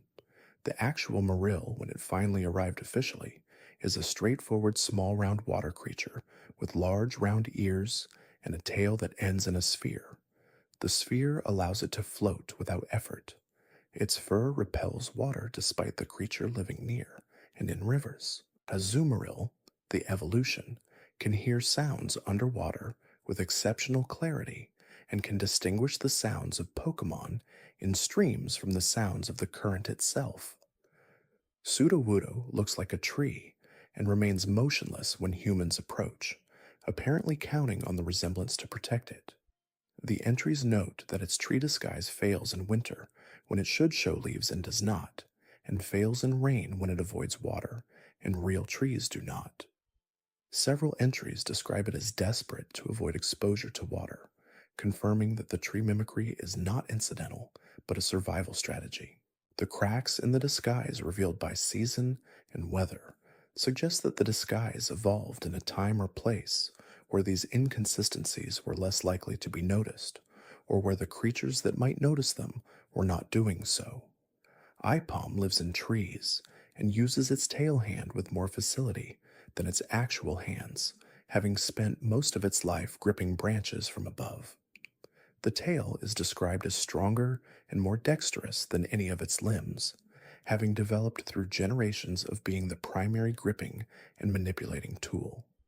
Ambipom, the evolution in later generations, develops a second tail hand of equal capability, and the entries note that it rarely uses its actual hands for anything at all. Sunkern is described as having the lowest base statistics of any Pokémon in the series, a distinction that appears not in the official Pokédex, but in the structure of the game itself. Its entries describe it as falling from the sky in large numbers, following a shower of stars, and subsisting entirely on dew until it evolves, eating nothing but water. It does not forage. It simply finds a spot of morning moisture and absorbs it. Sunflora, the evolution, seeks sunlight actively and converts the energy of direct sun into movement and capability, becoming sluggish on overcast days and energetic on clear ones. Yanma can stop and reverse direction instantly while in flight, able to change its trajectory so quickly that its wings produce a shockwave that shatters glass nearby. It is described in various entries as having compound eyes that give it effectively 360-degree vision with no blind spots. It is drawn to large swarms of smaller insects and feeds on them while flying, gathering prey in the air without landing. Whooper lives in cold water and covers itself in a poisonous mucus when it comes onto land, the mucus protecting its skin from drying and deterring contact from other creatures. If it dries out, the mucus dries with it and leaves the skin exposed to damage. Its characteristic sideways walking motion is a result of the difference between how it moves in water and how it must move on land, the body adapted to an aquatic environment, attempting to navigate a terrestrial one with the tools available. Quagsire, the evolution, bumps its head into anything it encounters while wandering and apparently feels no pain from this, wandering into boats and boulders with equal serenity. Murkrow attracts negative associations in many entries, described as a bad omen by cultures within the Pokémon world. Farmers reportedly drive it away with particular effort, and its tendency to steal shining objects and bring them to Honchkrow is mentioned consistently across generations. It navigates through deep night without difficulty and is drawn to roads and crossings at dusk. Honchkrow assembles flocks of Murkrow and directs them to gather food, withholding sleep from any Murkrow that returns unsuccessful, an arrangement described in the entries without apparent editorial comment. Misdreavus is a ghost that floats through the night, feeding on fear, producing a shriek that startles people and creatures, and then absorbing the frightened reaction as sustenance. Its entries describe it as enjoying the fear, not simply as food, but as an experience it seeks out, finding the act of frightening others intrinsically pleasurable in addition to nutritionally valuable. Miss Magus, the evolution, produces incantations that can induce hallucinations in listeners, and some entries describe it doing so in ways that are experienced as pleasurable, while others describe induced misery. The inconsistency in outcome is attributed to the difference between individuals. Wobbuffet cannot attack on its own. Every capability it has is reactive, countering and reflecting what is done to it, rather than initiating anything itself. Its tail, which it hides carefully from view, is described in some entries as being the actual body, while the large blue shape in front is effectively a distraction. This possibility that the visible creature is not the real one sits quietly in the entries alongside everything else and is never confirmed or denied. Why not? The earlier form encountered in later generations applies the same reactive strategy at a smaller scale. Girafarig has two heads, one at the front and one at the back, and the back head is described as operating on a different level of intelligence, acting on instinct and stimulus, while the front head processes thoughts. The back head apparently bites anything that comes near it without planning or intention, and trainers working closely with Girafarig learn to position themselves carefully. The two heads are described as not in communication with each other in any conscious sense, coexisting in the same body without a shared perspective. Pineko hangs from trees and looks like a pine cone, dropping on prey from above when it chooses to attack. When it evolves into Fortress, the original body is enclosed entirely within a steel shell, with only a narrow gap visible, and no entry has fully documented what is inside. The Pokédex entries acknowledge this as an open question, suggesting that even the researchers documenting the species have not been able to determine what Fortress's interior looks like in full. Dunsparce burrows through soft soil and creates an extensive tunnel network that it retreats into when threatened. It flies weakly with its small wings, barely lifting off the ground, and uses them primarily for short hops rather than sustained flight. Despite its apparent limitations, it is extremely difficult to find even in areas where it is known to live, with entries across generations noting that sightings are rare enough to be surprising. Dudunsparce, the evolution introduced in a much later generation, is essentially a longer version of the same creature, and the entries for both acknowledge the gentleness of the line with a quiet affection. Glager glides from high places, attacking by spreading its wings and clinging to opponents with its forelegs and stinging with the venomous tail. It is nocturnal, roosting on cliff faces during the day, and its flight is silent enough that it can approach without detection. Gliscor, the evolution, roosts upside down in large groups and can glide for considerable distances without flapping, riding thermal currents in a way that makes its movement appear effortless. Snubble is pink and has a face that many entries describe as frightening in appearance, with its large jaws and forward-set eyes giving it an aggressive look that does not match its actual temperament. It is described as timid and easily frightened, often found near the smell of women's perfume, which it finds comforting. Granbull, the evolution, is physically formidable, but described as so loyal to those it trusts that it will follow them without hesitation. The aggression implied by its jaw structure turned entirely toward the protection of others rather than independent action.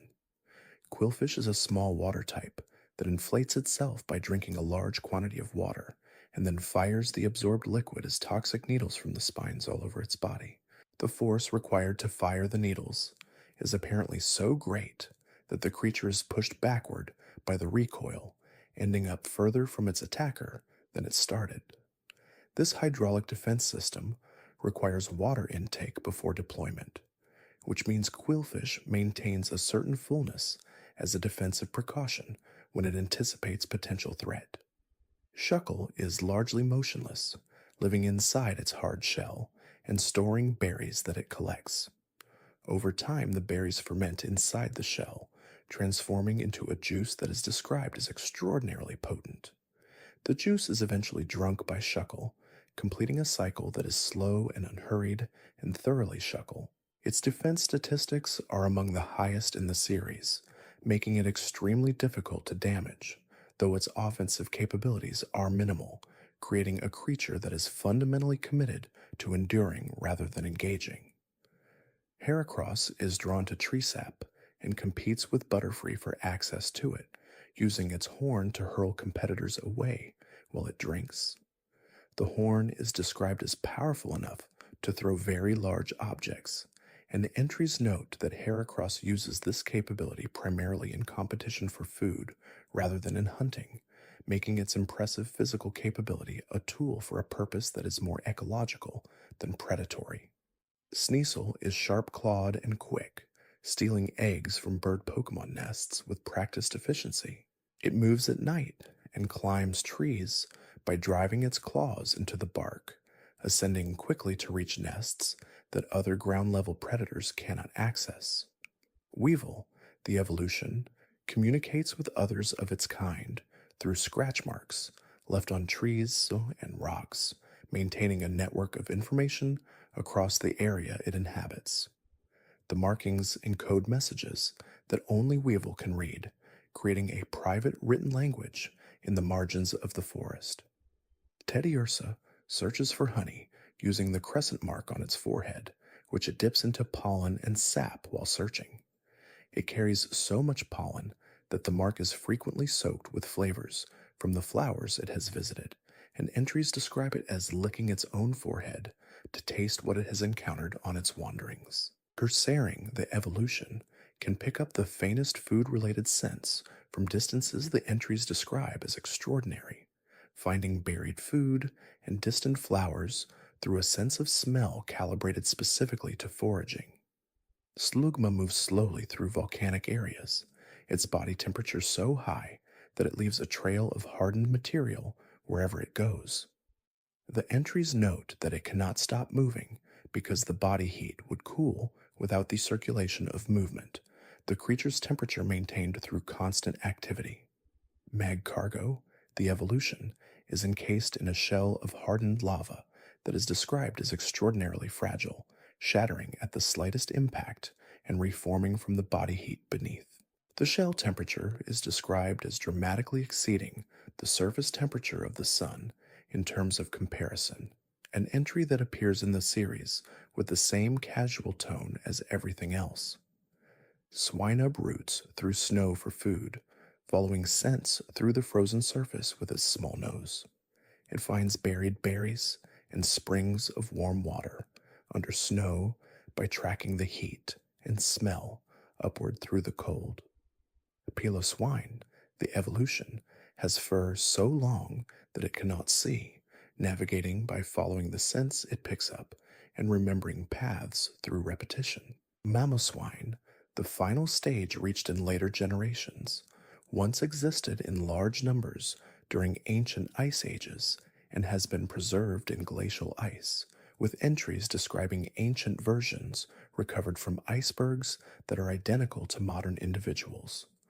Corsola grows branching structures from its body that are described as more beautiful than most coral, but the same entries note that warm ocean temperatures damage these structures and that the Galarian form, a later variant, became a ghost type after the water in its region warmed and the coral died. The ghost form retains the pale shape of what the living coral Corsola once was, the spectral structure of something that ended. The original tropical form continues to live in warmer waters, while the ghost form exists in the cold water where it once lived before the temperature changed. Remoraid attaches itself to the underside of Mantine and feeds on the scraps it leaves behind, an arrangement that gives Remoraid access to a reliable food source and gives Mantine something that cleans the debris from around it. The relationship is described as mutually beneficial in some entries and is entirely one-sided in others, depending on which researcher is doing the observing. Octillery, The evolution hides inside rocky hollows and ambushes prey with sudden sprays of ink. Delibird carries its food supply in its tail and shares it with travelers it encounters, reportedly including portions of its own emergency supply. Several entries describe it as having given away all its food and then struggling through the night, which is treated in the entries as a characteristic expression of Delabird's personality rather than a practical problem to be solved. Mantine glides through the ocean like a wide flat sail, riding currents and ocean swells with minimal effort. When it gains enough speed, it launches itself from the surface and glides briefly through the air, which the entries describe as something it does for enjoyment. It is described as gentle, unlikely to notice if a remoraid has attached itself, and willing to be approached by humans who wish to ride on its broad back. Skarmory is a steel bird that replaces its feathers after each season, the old feathers being extremely sharp and historically used as cutting tools by people who found them. Its wings allow it to fly at high speed, and the hollow structure of the steel feathers whistles at higher altitudes. Nests it builds in thorn bushes are strong enough to hold the weight of several full-grown humans. Houndour hunts in coordinated packs, using a system of barks and howls to communicate position and strategy during a chase. The different tones have distinct meanings that pack members learn to read, and entries across multiple generations consistently describe the communication as more sophisticated than casual observation would suggest. Houndoom, the evolution, produces flames that leave a persistent burning sensation after contact because of unique compounds in its fire, and its entries describe an association in some cultures with portents of misfortune that are framed as clearly unfair characterizations. Stantler carries antlers that produce a scent capable of distorting the perception of anything that smells it, warping the visual field of prey and predators alike into confusion. The antlers also produce a weak psychic resonance when observed directly, affecting depth perception in ways that make estimating the creature's distance difficult. Weird Ear, the evolution introduced in a later generation, generates a psychic field from the beard of fur on its face, and entries describe it as deeply connected to the spiritual traditions of the cultures that have lived near it. Smeargle uses the fluid from the marking organ on its tail to paint marks on rocks and trees that encode information about its territory, personality, and history.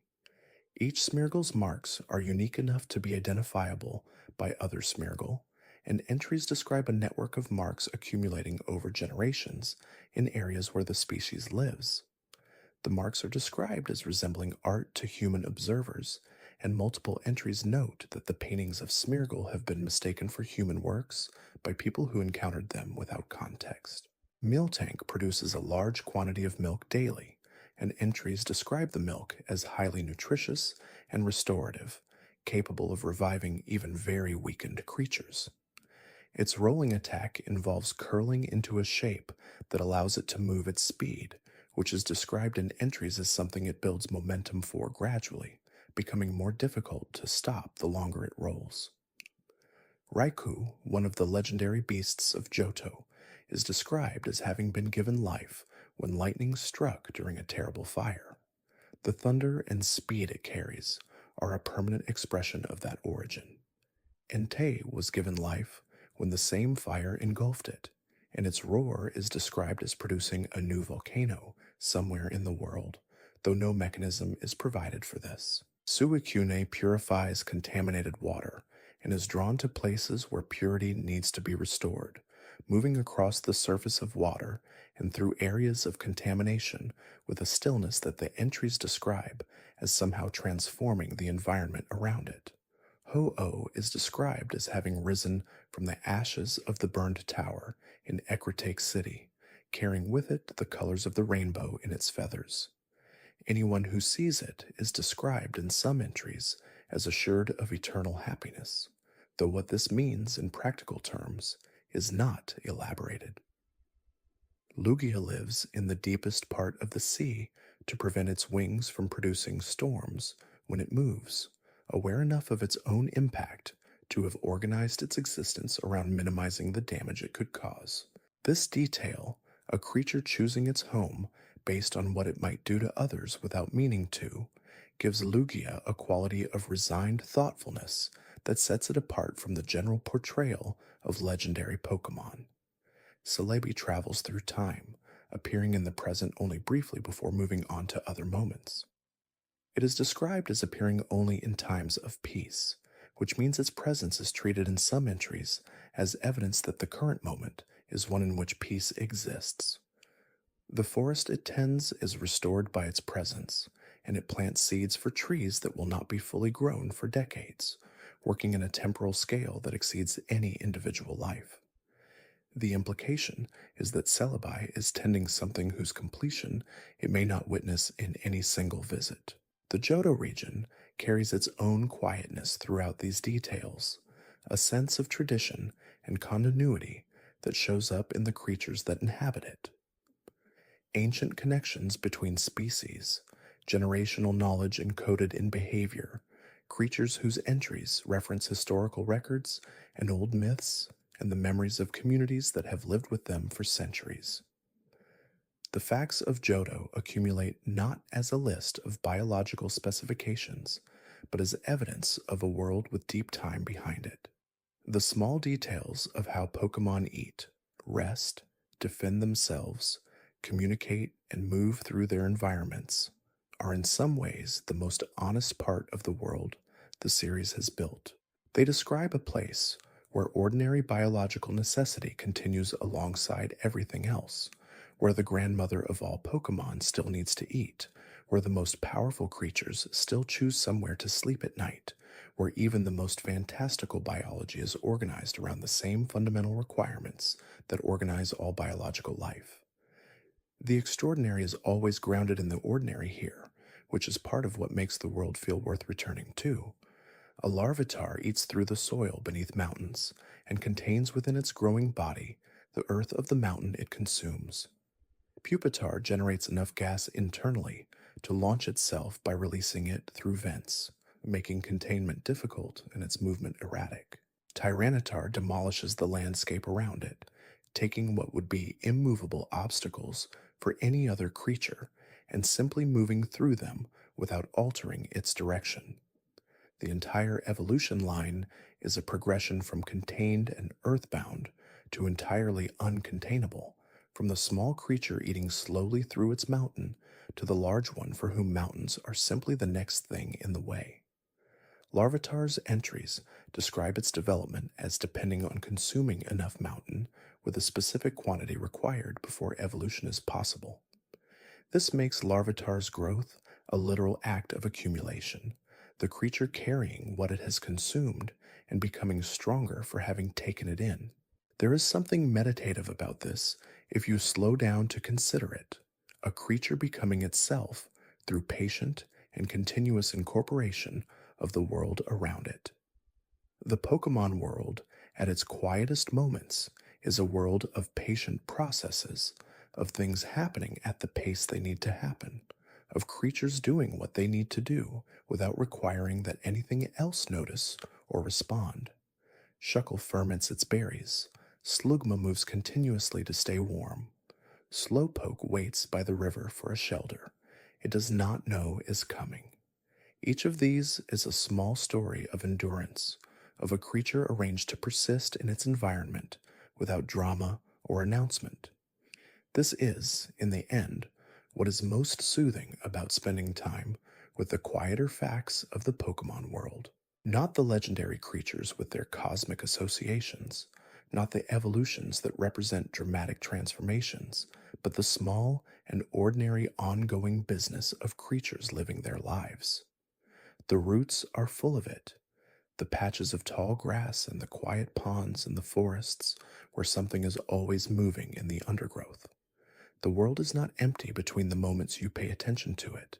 It is simply continuing, and that continuation is its own kind of comfort, the knowledge that the world keeps moving at its own pace, that things are being attended to, that somewhere a Chansey is finding something that needs care, and a Blissey is already on its way towards something sad, that a Lapra is carrying someone home across the water, and the stars that Starmie aligns with are in their regular places overhead. The script of the world is long and unhurried, and no single reading of it gets to the end. There are always more creatures down the next route, more entries in the next Pokédex, more details accumulating in the margins of a world that has been quietly building itself since the first game placed you at the beginning of a path and let you choose your own pace. Trico's evolutionary line ends at Skeptile, a creature whose body is covered in seeds that it grows continuously and then uses in combat, distributing them across its tail and limbs where they ripen under the influence of sunlight and are then launched with the same precision a creature that climbs ceilings has developed for managing its body in space. The seeds are not decorative. They are part of how Skeptile processes energy, storing it in biological form across the surface of its body so that what it generates does not accumulate in one place, but is distributed outward in a way that balances the creature's overall temperature and energy load.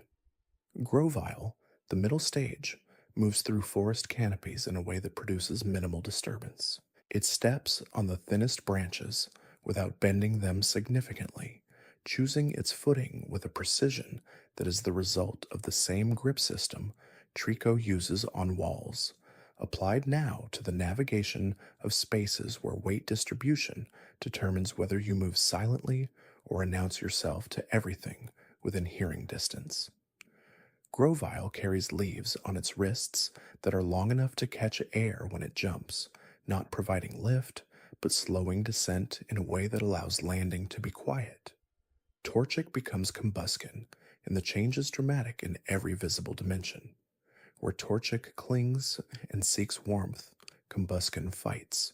The legs that were soft become the primary weapons, developed into powerful kicking limbs that deliver fire-enhanced strikes with a speed the entries describe as difficult to follow visually at full expression. Combuskin is in a transitional state, which the design communicates openly. It is between things, neither the vulnerable hatchling it was, nor the fully realized form it is becoming, carrying both conditions simultaneously in the way that all middle stages carry both. Blaziken, the final form, has flames at its wrists that intensify during battle in a way that responds to the creature's internal temperature, which rises with exertion.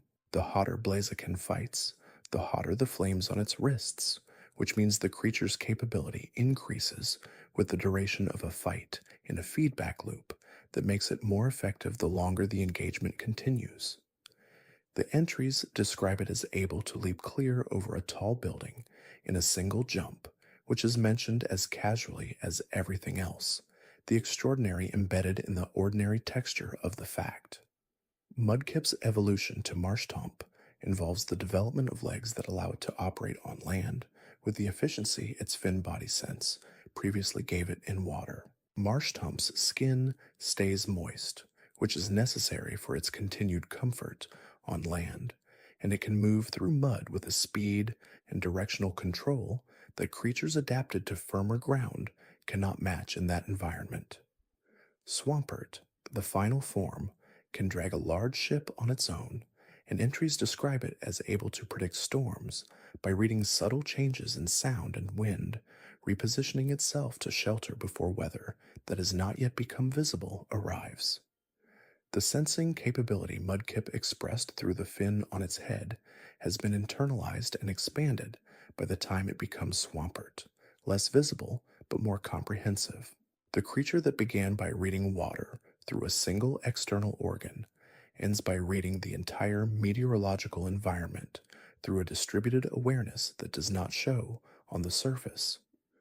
Poochyena is among the first Pokémon encountered in the Hoenn region and is described as having a cowardly quality hidden beneath its aggressive presentation. It barks and threatens and pursues, but if the target turns to face it directly, Poochyena runs. This combination, The loud exterior and the quick retreat is not presented as a character flaw, but simply as the behavioral pattern of a creature that tests before it commits, that is more willing to pursue than to confront. Mightyena, the evolution, has resolved this tension entirely. The entries describe it as obeying only a trainer it recognizes as more dominant than itself, a relationship that requires demonstration rather than declaration. A Mightyena that does not respect its trainer will not follow its instructions, and the entries present this not as a defect in the creature, but as a reasonable position for something that has developed the capacity to assess the competence of those who direct it. Zigzagoon moves in zigzag patterns, even when going somewhere specific, which is an expression of its highly developed curiosity rather than an inability to walk straight. The detours it takes investigate interesting scents, textures, and objects encountered along the route, and the path it leaves behind is the record of everything it found worth investigating. Linu'un, the evolution, has resolved the zigzag into straight line movement, but carries the same curiosity, now directed with speed rather than wandering. Wurmple has two possible evolution paths, one leading to Silcoon and then Beautifully, the other to Cascoon and then Dustox. The path it follows depends on its personality, a factor that is determined at the individual level and is not predictable from observation of the Wurmple itself. Two Wurmple that appear identical in every measurable way will choose different paths. The entries acknowledge that researchers have been unable to identify what determines the choice. Beautifully is drawn to flowers and feeds on pollen and nectar, hovering near blooms in a movement that the entries describe as resembling dancing. Its wing patterns are compared in some entries to scales, the overlapping structure of the wing surfaces creating a visual effect that is most visible in direct light.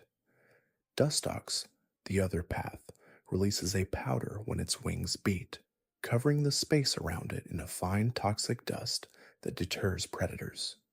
One butterfly flowers with beauty and feeds on sweetness. The other defends with poison and moves through clouds of its own making.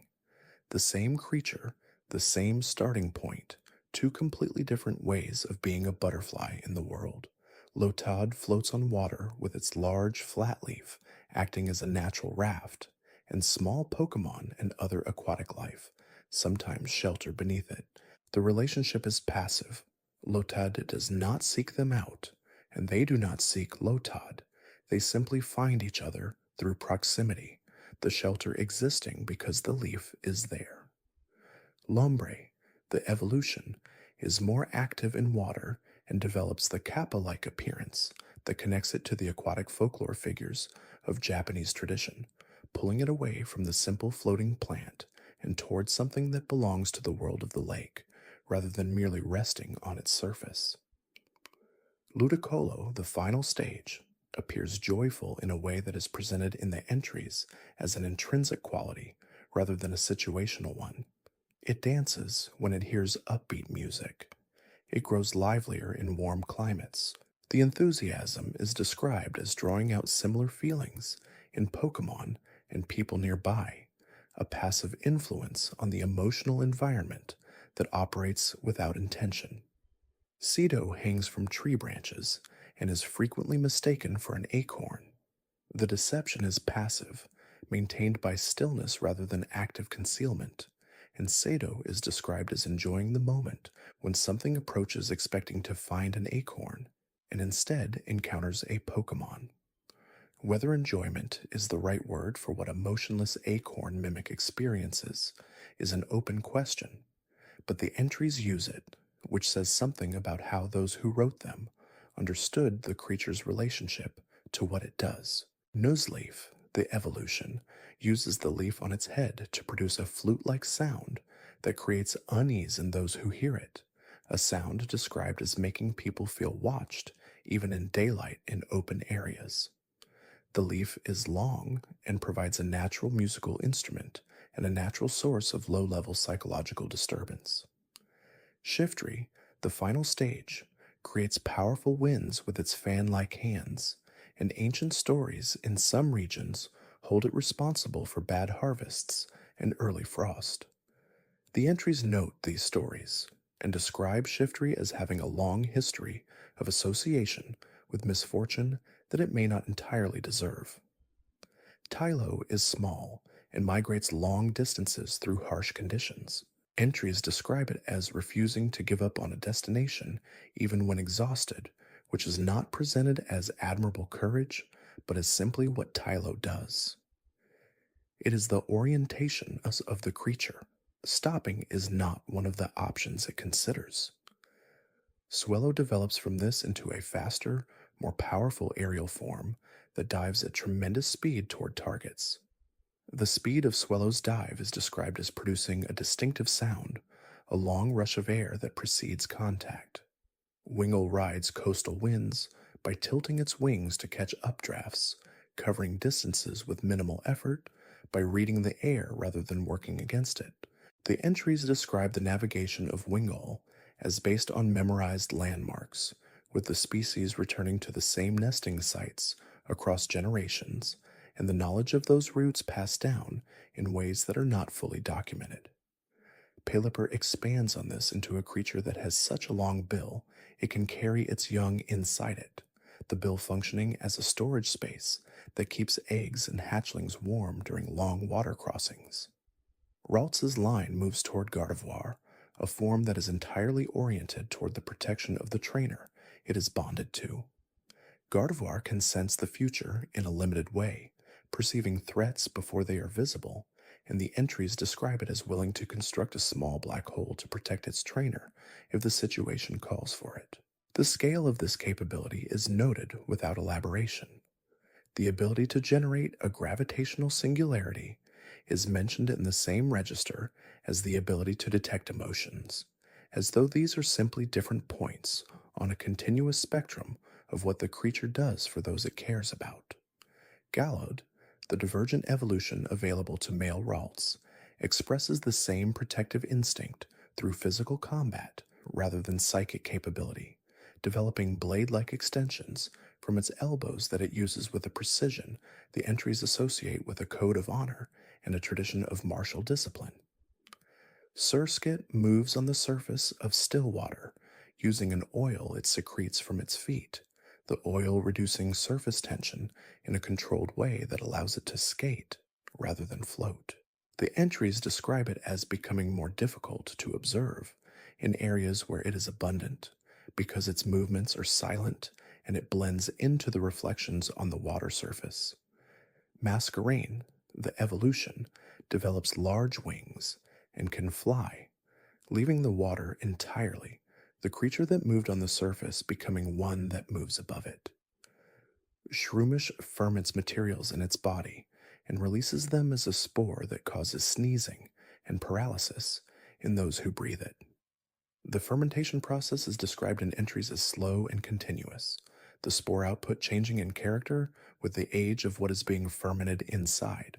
Breloom, the evolution, is a grass and fighting type, whose long arms give it an extended range in combat that is surprising given its compact body, the entries describing it as capable of striking faster than the eye can follow from a set stance.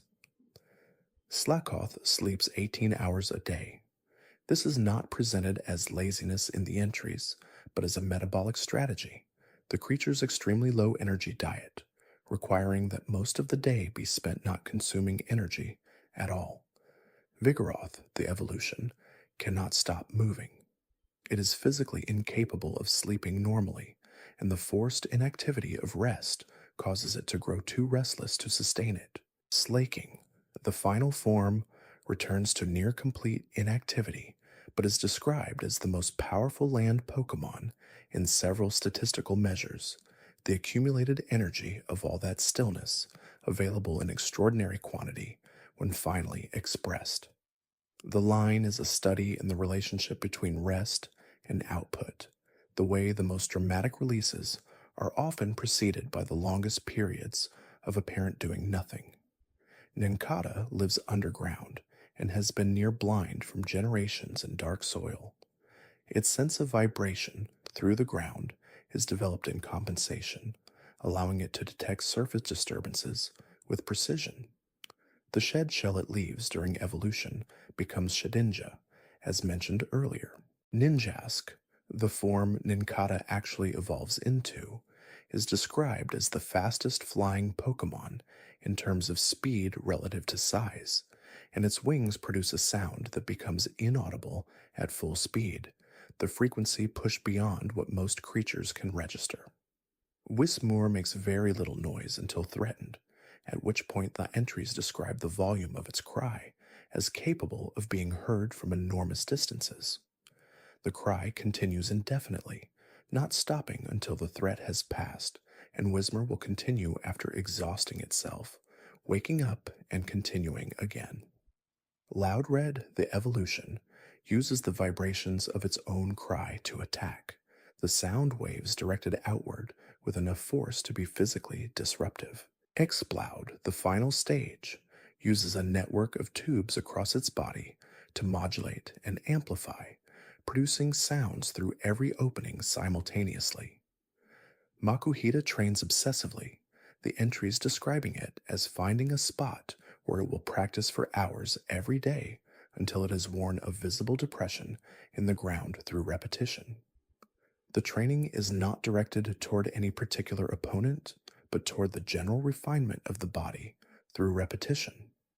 Hariyama, the evolution, has a physique that is almost entirely muscle mass, supporting an extremely dense weight, and the slap it can deliver is described as capable of sending a large vehicle rolling from the impact. Azuriel bounces on the large ball at the end of its tail as a form of movement, using the elasticity of the ball to launch itself across distances it could not otherwise cover.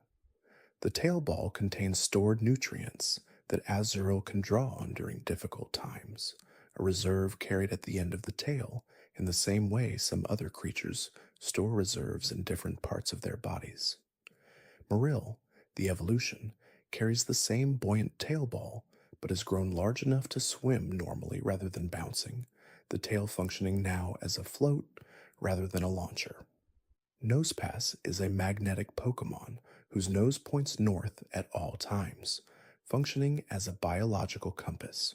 The magnetic field it generates is strong enough to attract metal objects from a distance, and groups of Nosepass cannot approach each other from the wrong direction without the magnetic repulsion between them becoming a significant physical force. Entries describe ancient peoples using the behavior of Nosepass to navigate, following the direction the nose pointed before modern instruments were available. Probopass, the evolution, has a large magnetic field that draws in small rocks and debris, keeping them in orbit around its body as the mini-noses that appear in its evolved form.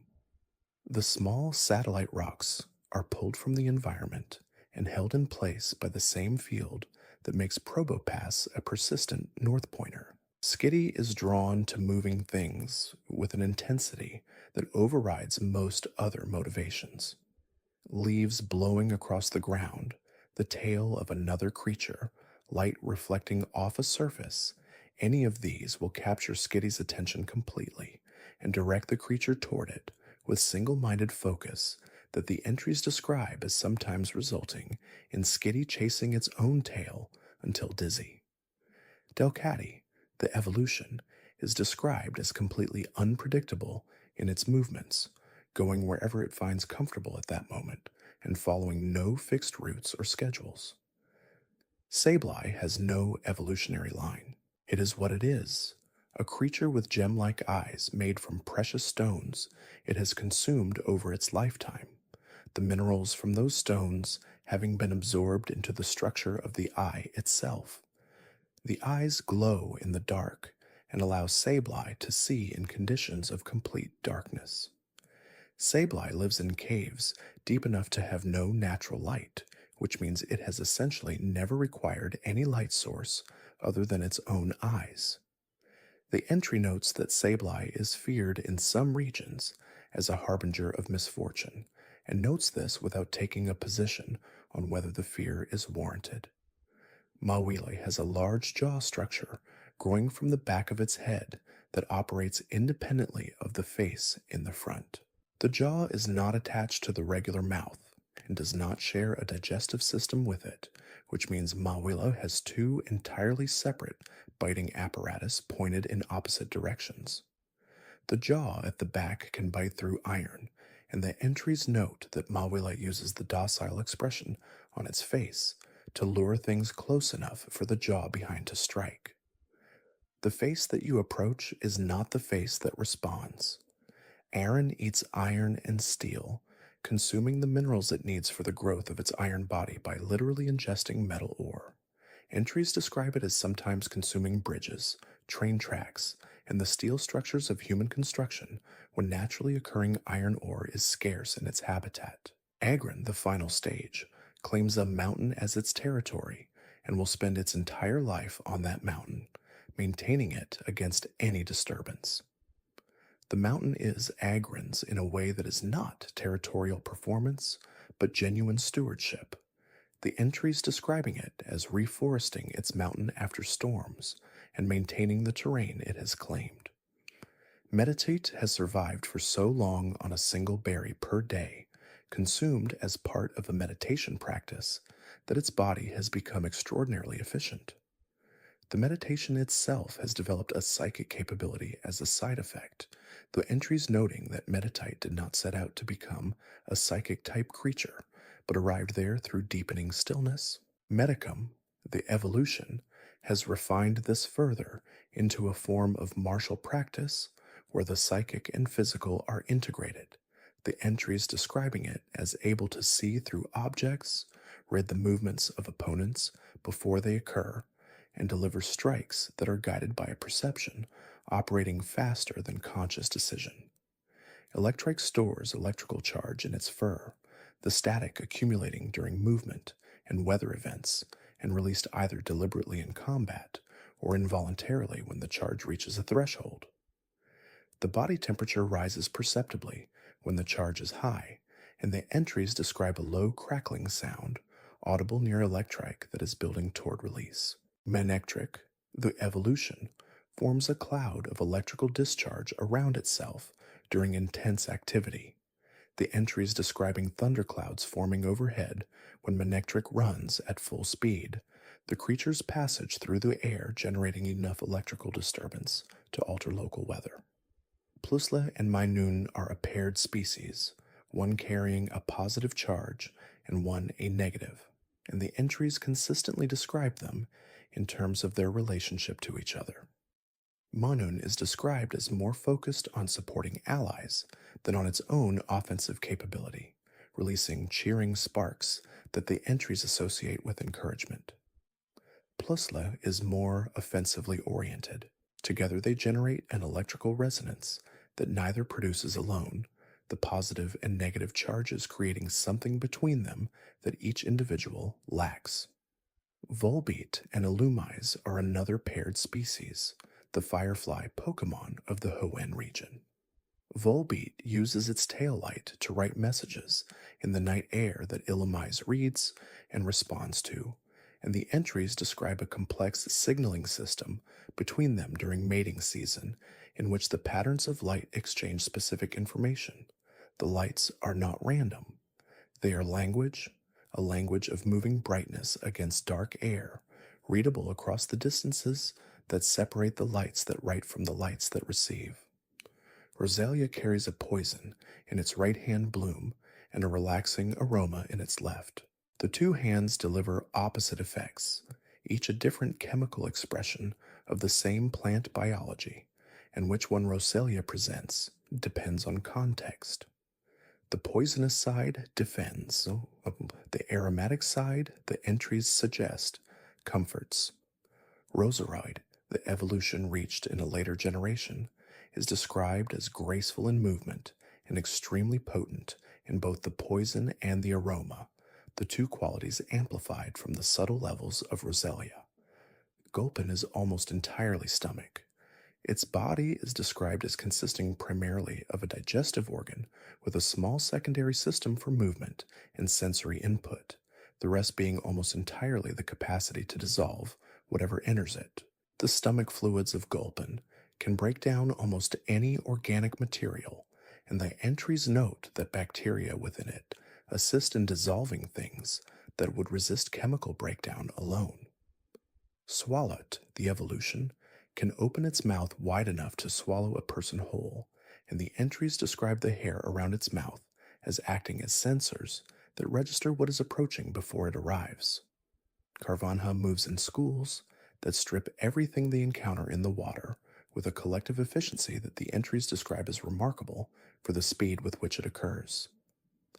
A single Carvanha is described as relatively timid, backing away from things larger than itself. But the school removes the individual's caution, the collective behavior having a different character than any individual member's behavior, more aggressive, more decisive, more complete.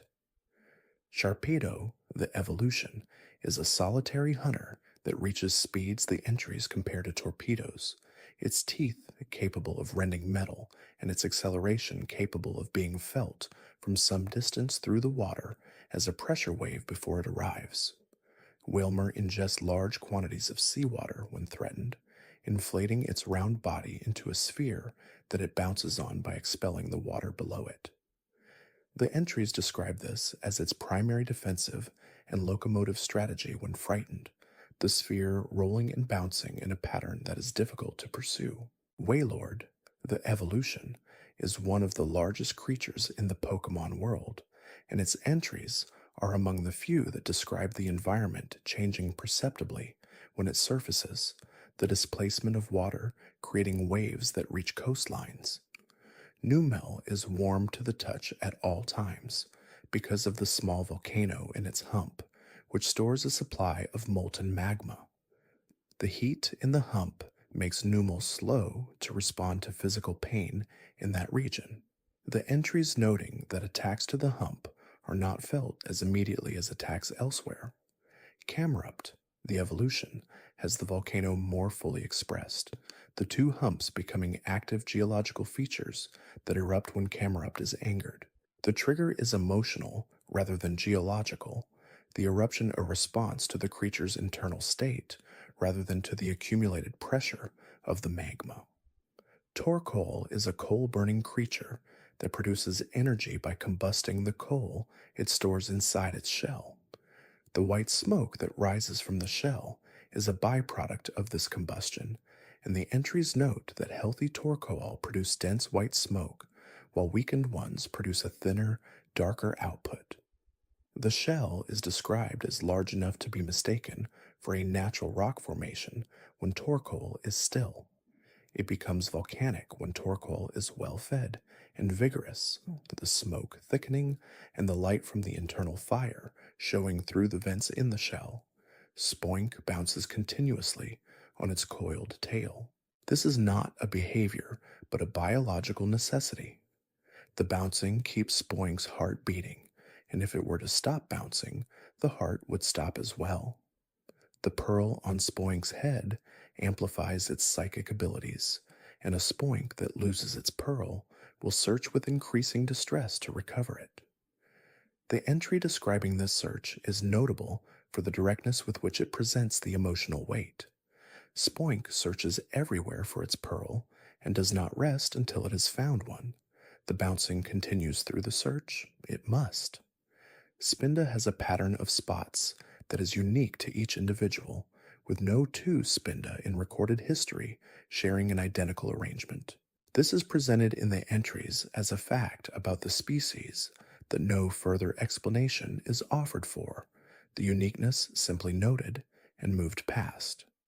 Spinda moves in an unsteady, rolling gait that appears disoriented, the entries noting that this appearance is misleading. The creature's movements are deliberate, and the apparent disorientation is a form of evasion. Trapinch lives in a sandy basin. It digs for itself in dry terrain, waiting at the center for something to approach the edge and fall in. The basin is shaped so that the walls are too steep and too loose for anything that enters to climb back out. Trapinch waits. It does not pursue. It does not move toward prey. It engineers the conditions under which prey comes to it, and then waits for those conditions to produce the intended outcome. Vibrava, the evolution, gains wings and leaves the basin entirely. What was stationary becomes mobile. What waited becomes a creature that moves through warm air above the terrain it once lived beneath.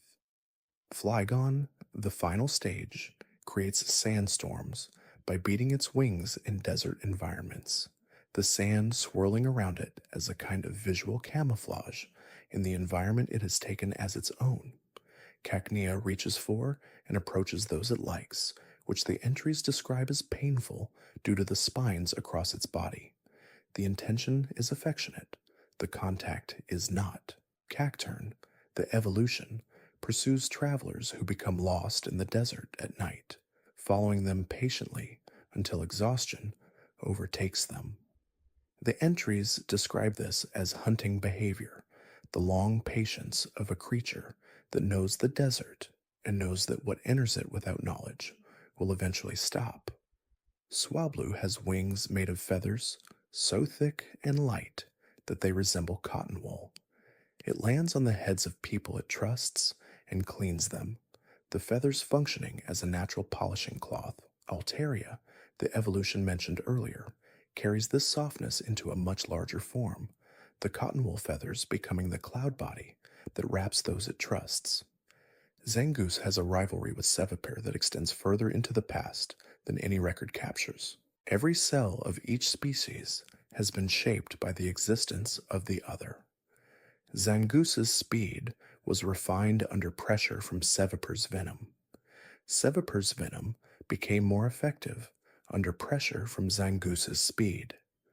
The competition has been building both creatures for longer than either has been separately studied, each one carrying in its biology the evidence of the other. Lunatone absorbs moonlight and grows more active as the moon reaches fullness. On moonless nights, it is sluggish and withdrawn.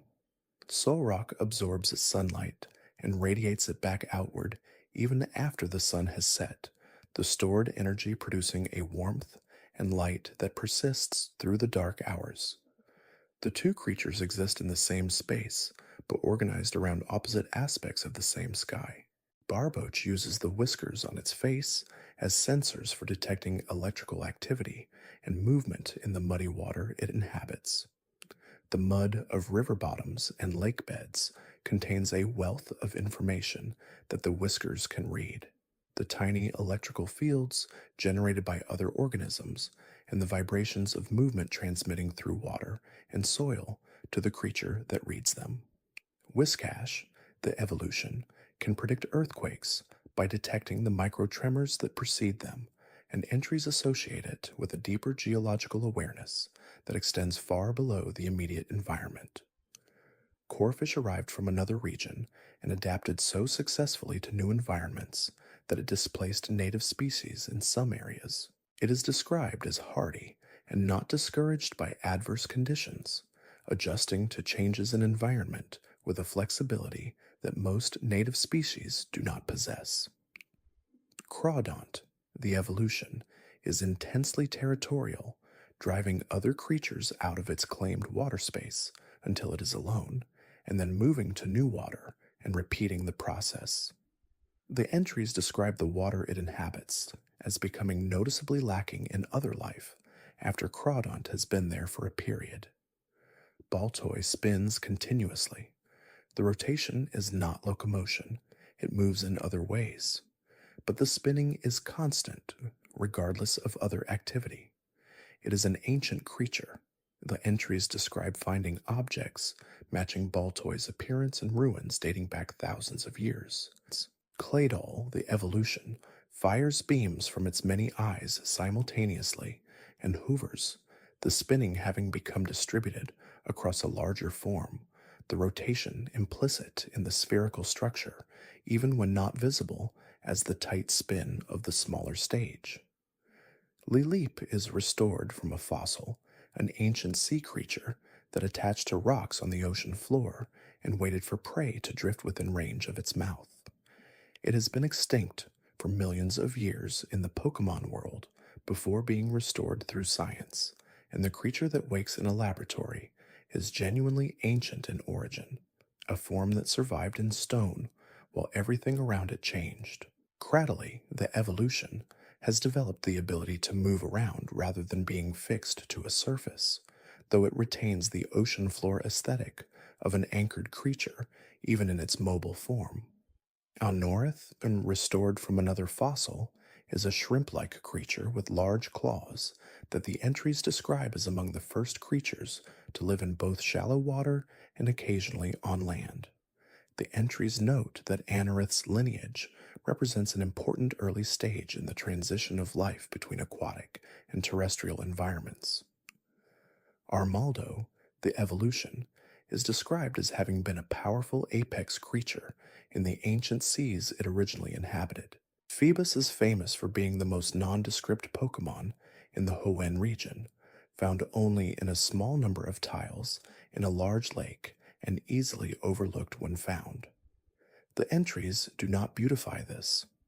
Phoebus is described as battered and ragged looking, surviving in conditions that would make other fish Pokemon uncommon because it is sufficiently adaptable and undemanding to persist where more refined creatures would not.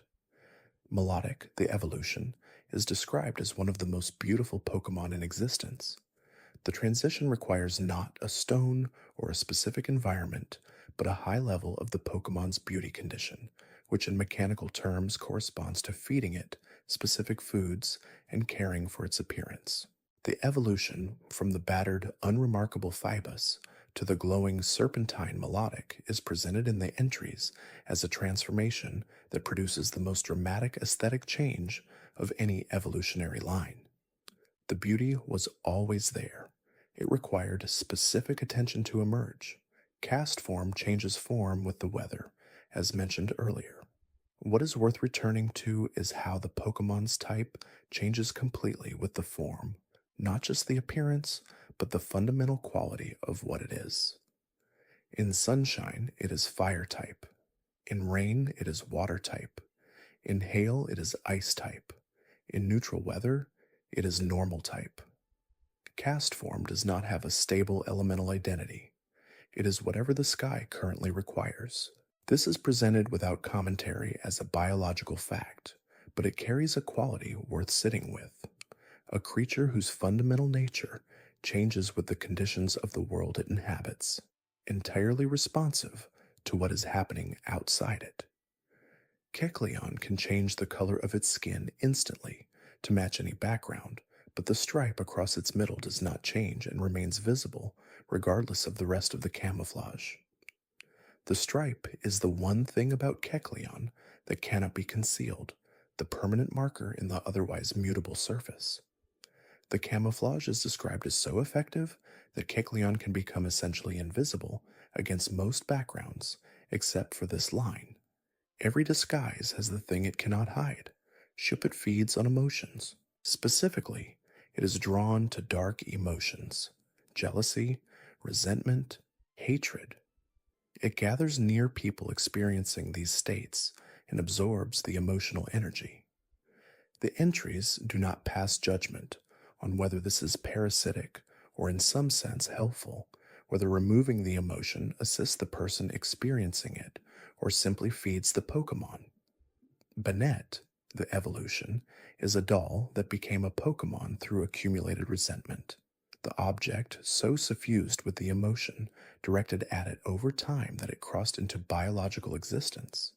A thing created by being the target of someone's anger, now wandering in search of the person who made it that way.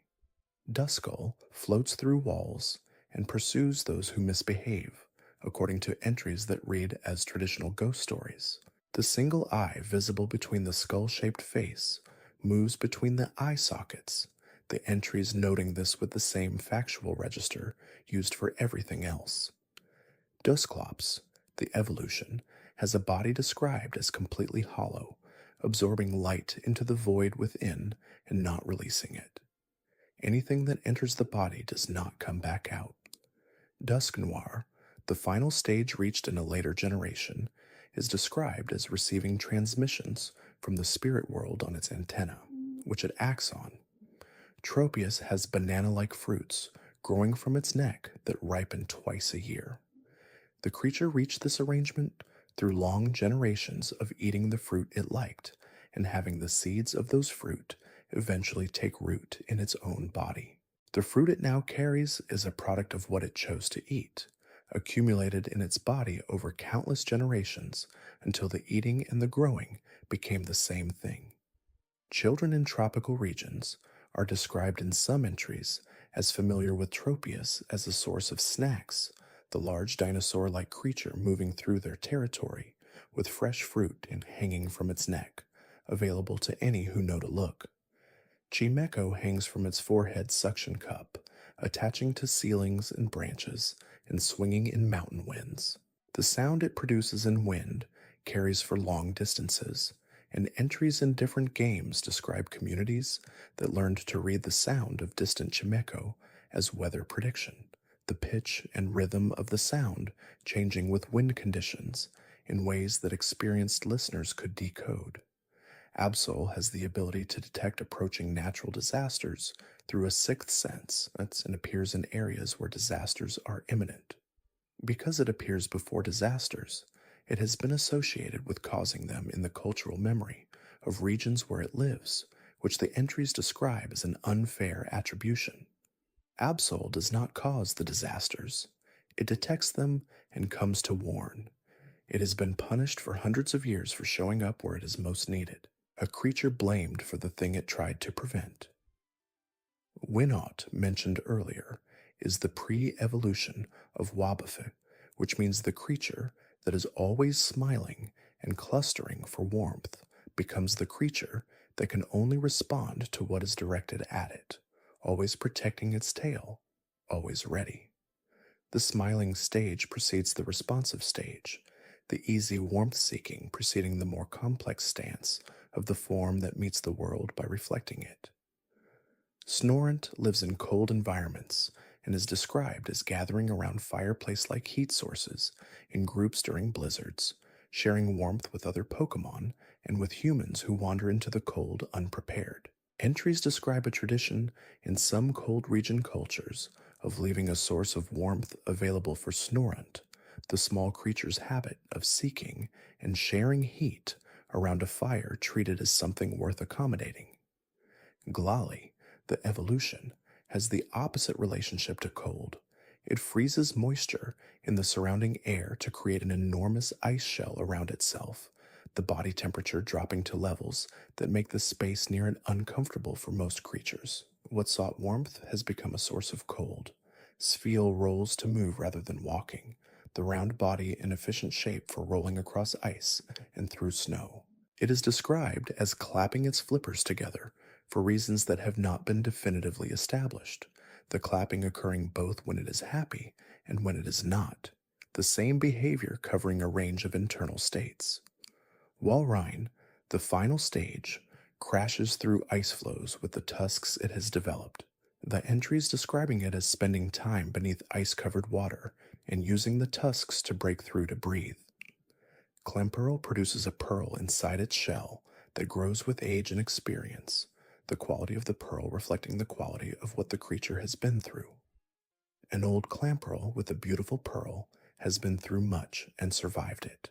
Huntail and Goribus, the two possible evolutions, live in extremely deep water where pressure would crush most organisms, and their biology has adapted to that depth in ways that make them foreign to the surface environments where most of the Pokémon world is documented. Relicanth is another fossil Pokémon that exists in the present as well as the past, a creature that has survived without significant change for 100 million years. The entries describe it as having been thought extinct before live specimens were discovered deep in the ocean. The body that was preserved in fossil form and the body that continues to move through the ocean are the same form, separated by a time so long that the number is difficult to hold. Something alive today that was alive in the same body before the mountains that exist now existed. Luvdisk and its warm water schools have been mentioned. The fact that connects to it gently is this. The The populations of love disk in any given warm region are described as indicators of the health of the coral ecosystem, appearing in abundance where the reef is healthy and becoming sparse where the water has changed. The heart shaped creature tied to love and happiness is also an ecological indicator, the presence of abundance, a sign of a living reef beneath. Bagon dreams of flying. Shelgon is the cocoon stage, enclosed in a hardened shell that has sealed off all external contact while the transformation occurs within. The entries describe Shelgon as barely moving, concentrating all resources on the internal process, the shell thickening as the creature within changes.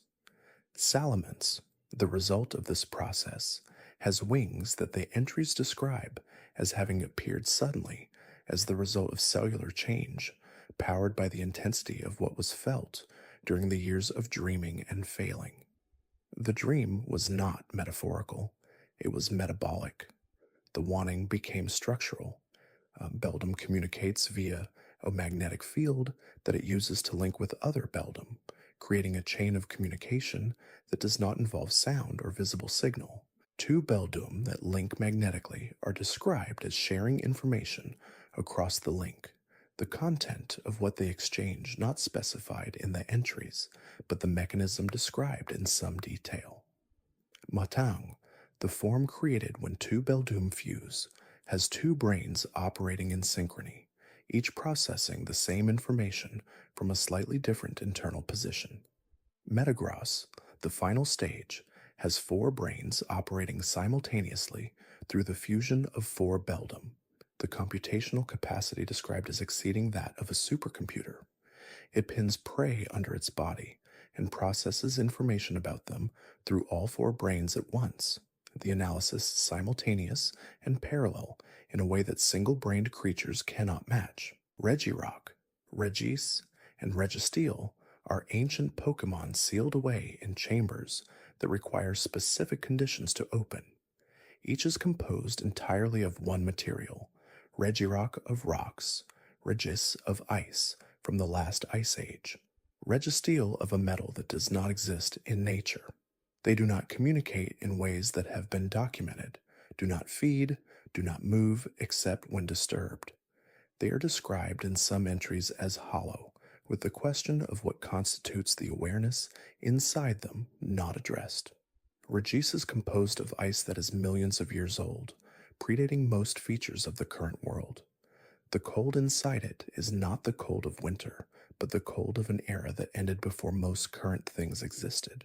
Latias and Latios are a pair, like Lunatone and Solrock, like Plusle and Minen, two forms oriented around the same core, but expressed differently. Latias is more cautious, approaching only those it trusts. Latios is faster, more aggressive in flight. Both communicate through projected images they place in the minds of those they interact with, sharing impressions rather than words in a form of communication that the receiver experiences as their own thought rather than as an external message. Latios can compress its body to reduce air resistance and fly faster than a jet aircraft, the entries noting this fact in the same register as everything else. Kyogre is described as having expanded the oceans by causing enormous rainfall, and the cavern it sleeps in when at rest is at the bottom of a sea trench. Its body is decorated with markings that glow when it is active, and the size described in some entries is large enough that a single Kyogre creates weather systems when it moves. Groudon expanded the land by causing droughts, raising land masses, and evaporating water, and the entries describe it in Kyogre as having engaged in battles that reshaped the world before falling into their respective long rests. The balance between water and land that defines the Hoenn region is described as the current stable state that followed their ancient conflict. Rayquaza lives in the ozone layer, the thin band of atmosphere above the clouds, feeding on meteorites and other material that falls from space. It descends when the conflict between Kyogre and Groudon becomes severe enough to require intervention. It has been there, above the weather, above the clouds, above the world most creatures inhabit, for longer than most things on the surface have existed. Jirachi wakes every 1,000 years for 7 days. During those 7 days, it will grant a wish, according to entries that treat the wish granting as a biological function rather than a magical one. For the remaining 993 years, Jirachi sleeps inside a shell of hard material it produces around itself. The entries describe legends that arose in different regions around cycles of Jirachi's waking, communities that organized traditions around the 7 available days. What wakes rarely, stays briefly, and returns to sleep, having given what it had to give. Deoxys is not from this world. It is described in entries as a virus that arrived on a meteorite and mutated under laser radiation into something that took Pokémon form. The forms it can shift between represent different configurations of the same biological material, the same entity arranged for speed, or for defense, or for attack, or for the default form that balances all three. What arrived from space and became a creature has no fixed configuration, only a range of possible arrangements depending on what the moment calls for. The Pokemon world is not short of creatures that arrived from elsewhere, that fell from the sky or emerged from another time, or formed from the accumulated emotion of an object. What connects them all is the same quality that connects the Caterpie to the Butterfree, the Phoebus to the Melodic, the Bagon to the Salamence. The form that exists now is not the only form that was possible, and the form that will exist later is not yet apparent in what can be seen today. The acorn is not the forest. The egg is not the bird. The sleeping thing is not asleep forever. Snorant clusters in snowstorms. Spoink bounces through dark nights, keeping its own heart going. Absol stands on the ridge before the earthquake and is blamed for the earthquake by everyone who sees it there. Shipit drifts toward the rooms where people are struggling with difficult feelings they have not yet found language for. These creatures exist at the edges of the ordinary, in the places where the world is doing something that most things prefer not to notice. There is a quality in the Pokemon world that rewards sustained attention over time, not the attention required by battles or by progression, but the attention that simply rests on a creature and follows what it does across a day, across a season, what Slowpoke does at the river's edge across a full afternoon. How Zubat navigates a cave entirely through echo, what the magnetic field of a nosepass looks like to everything within range of it. These are not the facts that appear in the climactic moments of any Pokemon story. They are the facts of the world between those moments. The texture of a place that continues being itself, whether or not anyone is moving through it with a purpose. The river runs through the roots, whether or not a trainer is walking them. The tall grass moves. Somewhere in the southern water, Corsola grows another branch to replace the one that broke. Somewhere on a cold mountain road, Sneasel is moving in perfect silence between two rocks, not going anywhere in particular, just moving through the night the way it always has. Somewhere deep underground, Geodude sleeps against a cold rock wall, its shape almost indistinguishable from the surrounding stone. The difference between the sleeping Geodude and the rock it sleeps against is mainly that one of them will eventually wake up and haul itself forward into the next part of its day.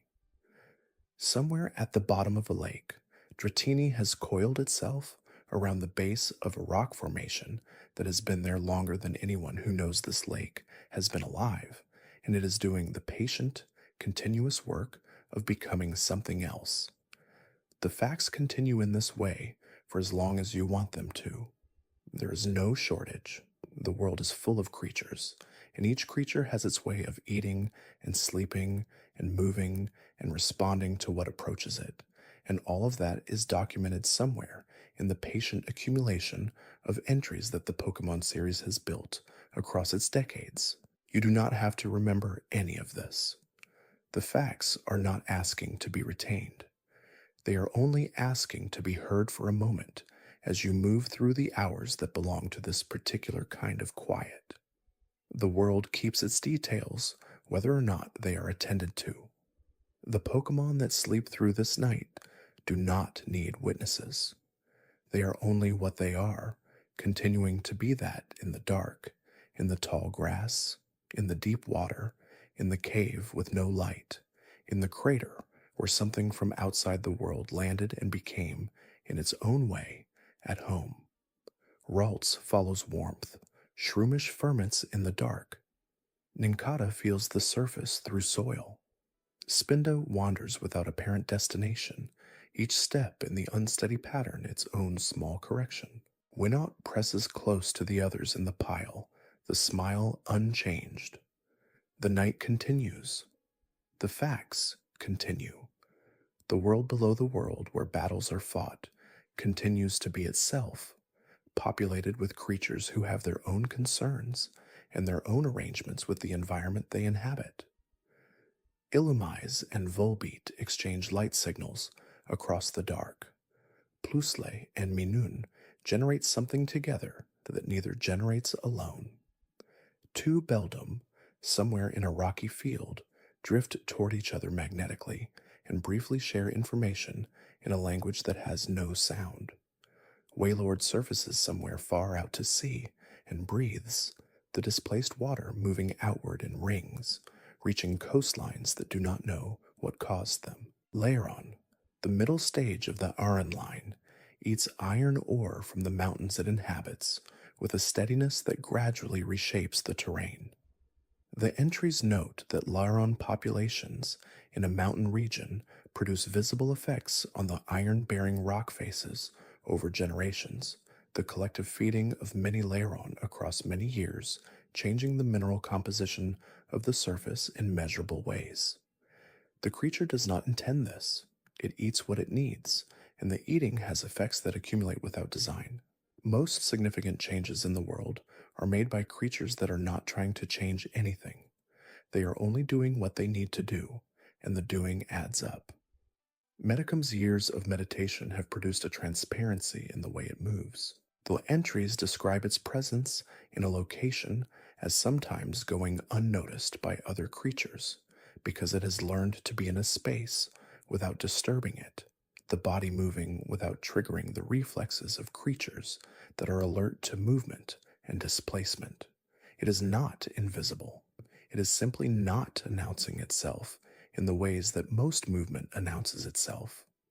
There is a kind of attention that becomes so refined it starts to resemble its opposite. Swallow dives toward targets at full speed with its wings folded, the pointed shape of the dive optimized for the moment of contact. The entries describe the dive as committed, not pulling back or adjusting once begun. What Swallow decides, it follows through entirely. The adjustment happens before the dive, in the moment of choosing where to go. After that, it is only the going. Cladle uses telekinesis for everything it does not do by direct physical action, which is most things. The ancient form it comes from was associated in old records with ceremonies and with the alignment of astronomical objects, and the entries note that Cladle's appearance in ruins is frequent enough that researchers working in archaeological sites have learned to factor it into their planning. The ancient and the present share the same chambers, the creature from thousands of years ago moving through the documentation of what was built thousands of years ago. Armaldo moved between shallow sea and land, and the entries describe its claws as capable of tearing through the hardest materials it encountered in those ancient environments. The creature alive in a laboratory or a trainer's collection today is genetically identical to what swam in the ancient seas. The world it was built for no longer exists. The world it inhabits now is completely different. It carries its ancient capabilities through a present that did not make them.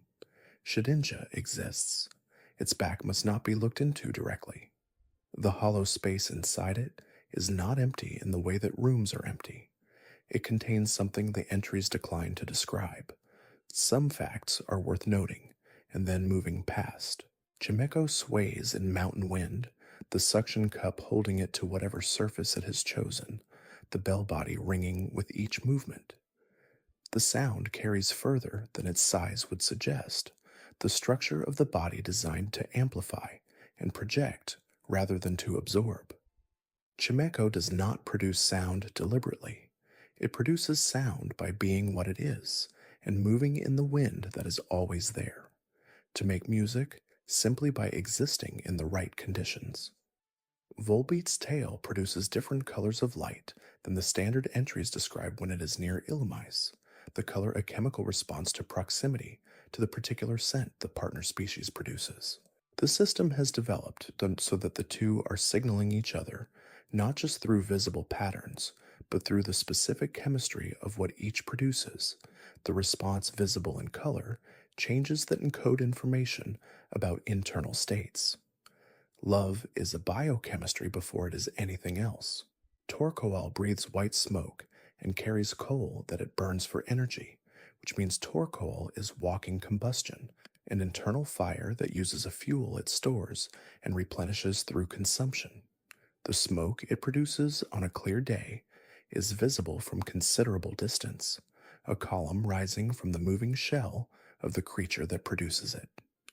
Travelers who know the region have learned to identify the smoke as Torkoal and to adjust their path accordingly. Trapinch waits at the center of its basin for the entire duration between meals, a patience measured not in minutes but in days. The basin represents weeks of construction, the spiral shape dug with a precise geometry that maximizes the steepness of the inner walls and minimizes the stability of anything that steps on the rim. The engineering of patience made physical.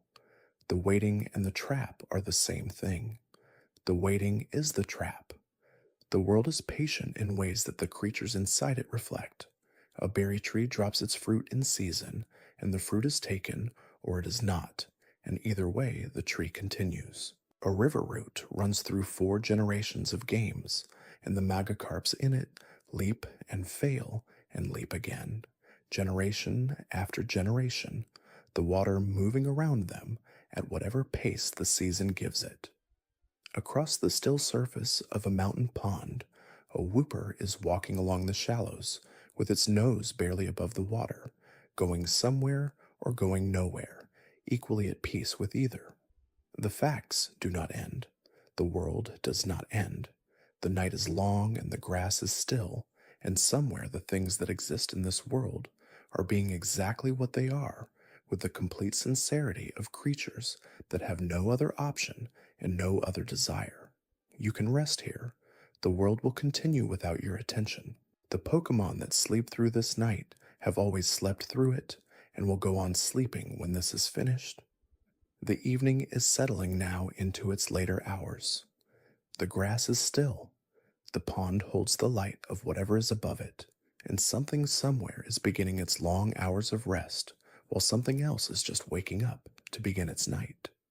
The world turns at its own pace, indifferent to whether anyone is watching, doing exactly what it has always done. If you've drifted this far through the quiet catalog of what these creatures are, and where they live, and what they do in the hours no one is watching, then you've spent time with something that rewards exactly this kind of attention. There's another video waiting when you're ready. Let it play while you rest. You might find something gentle there before sleep takes you all the way.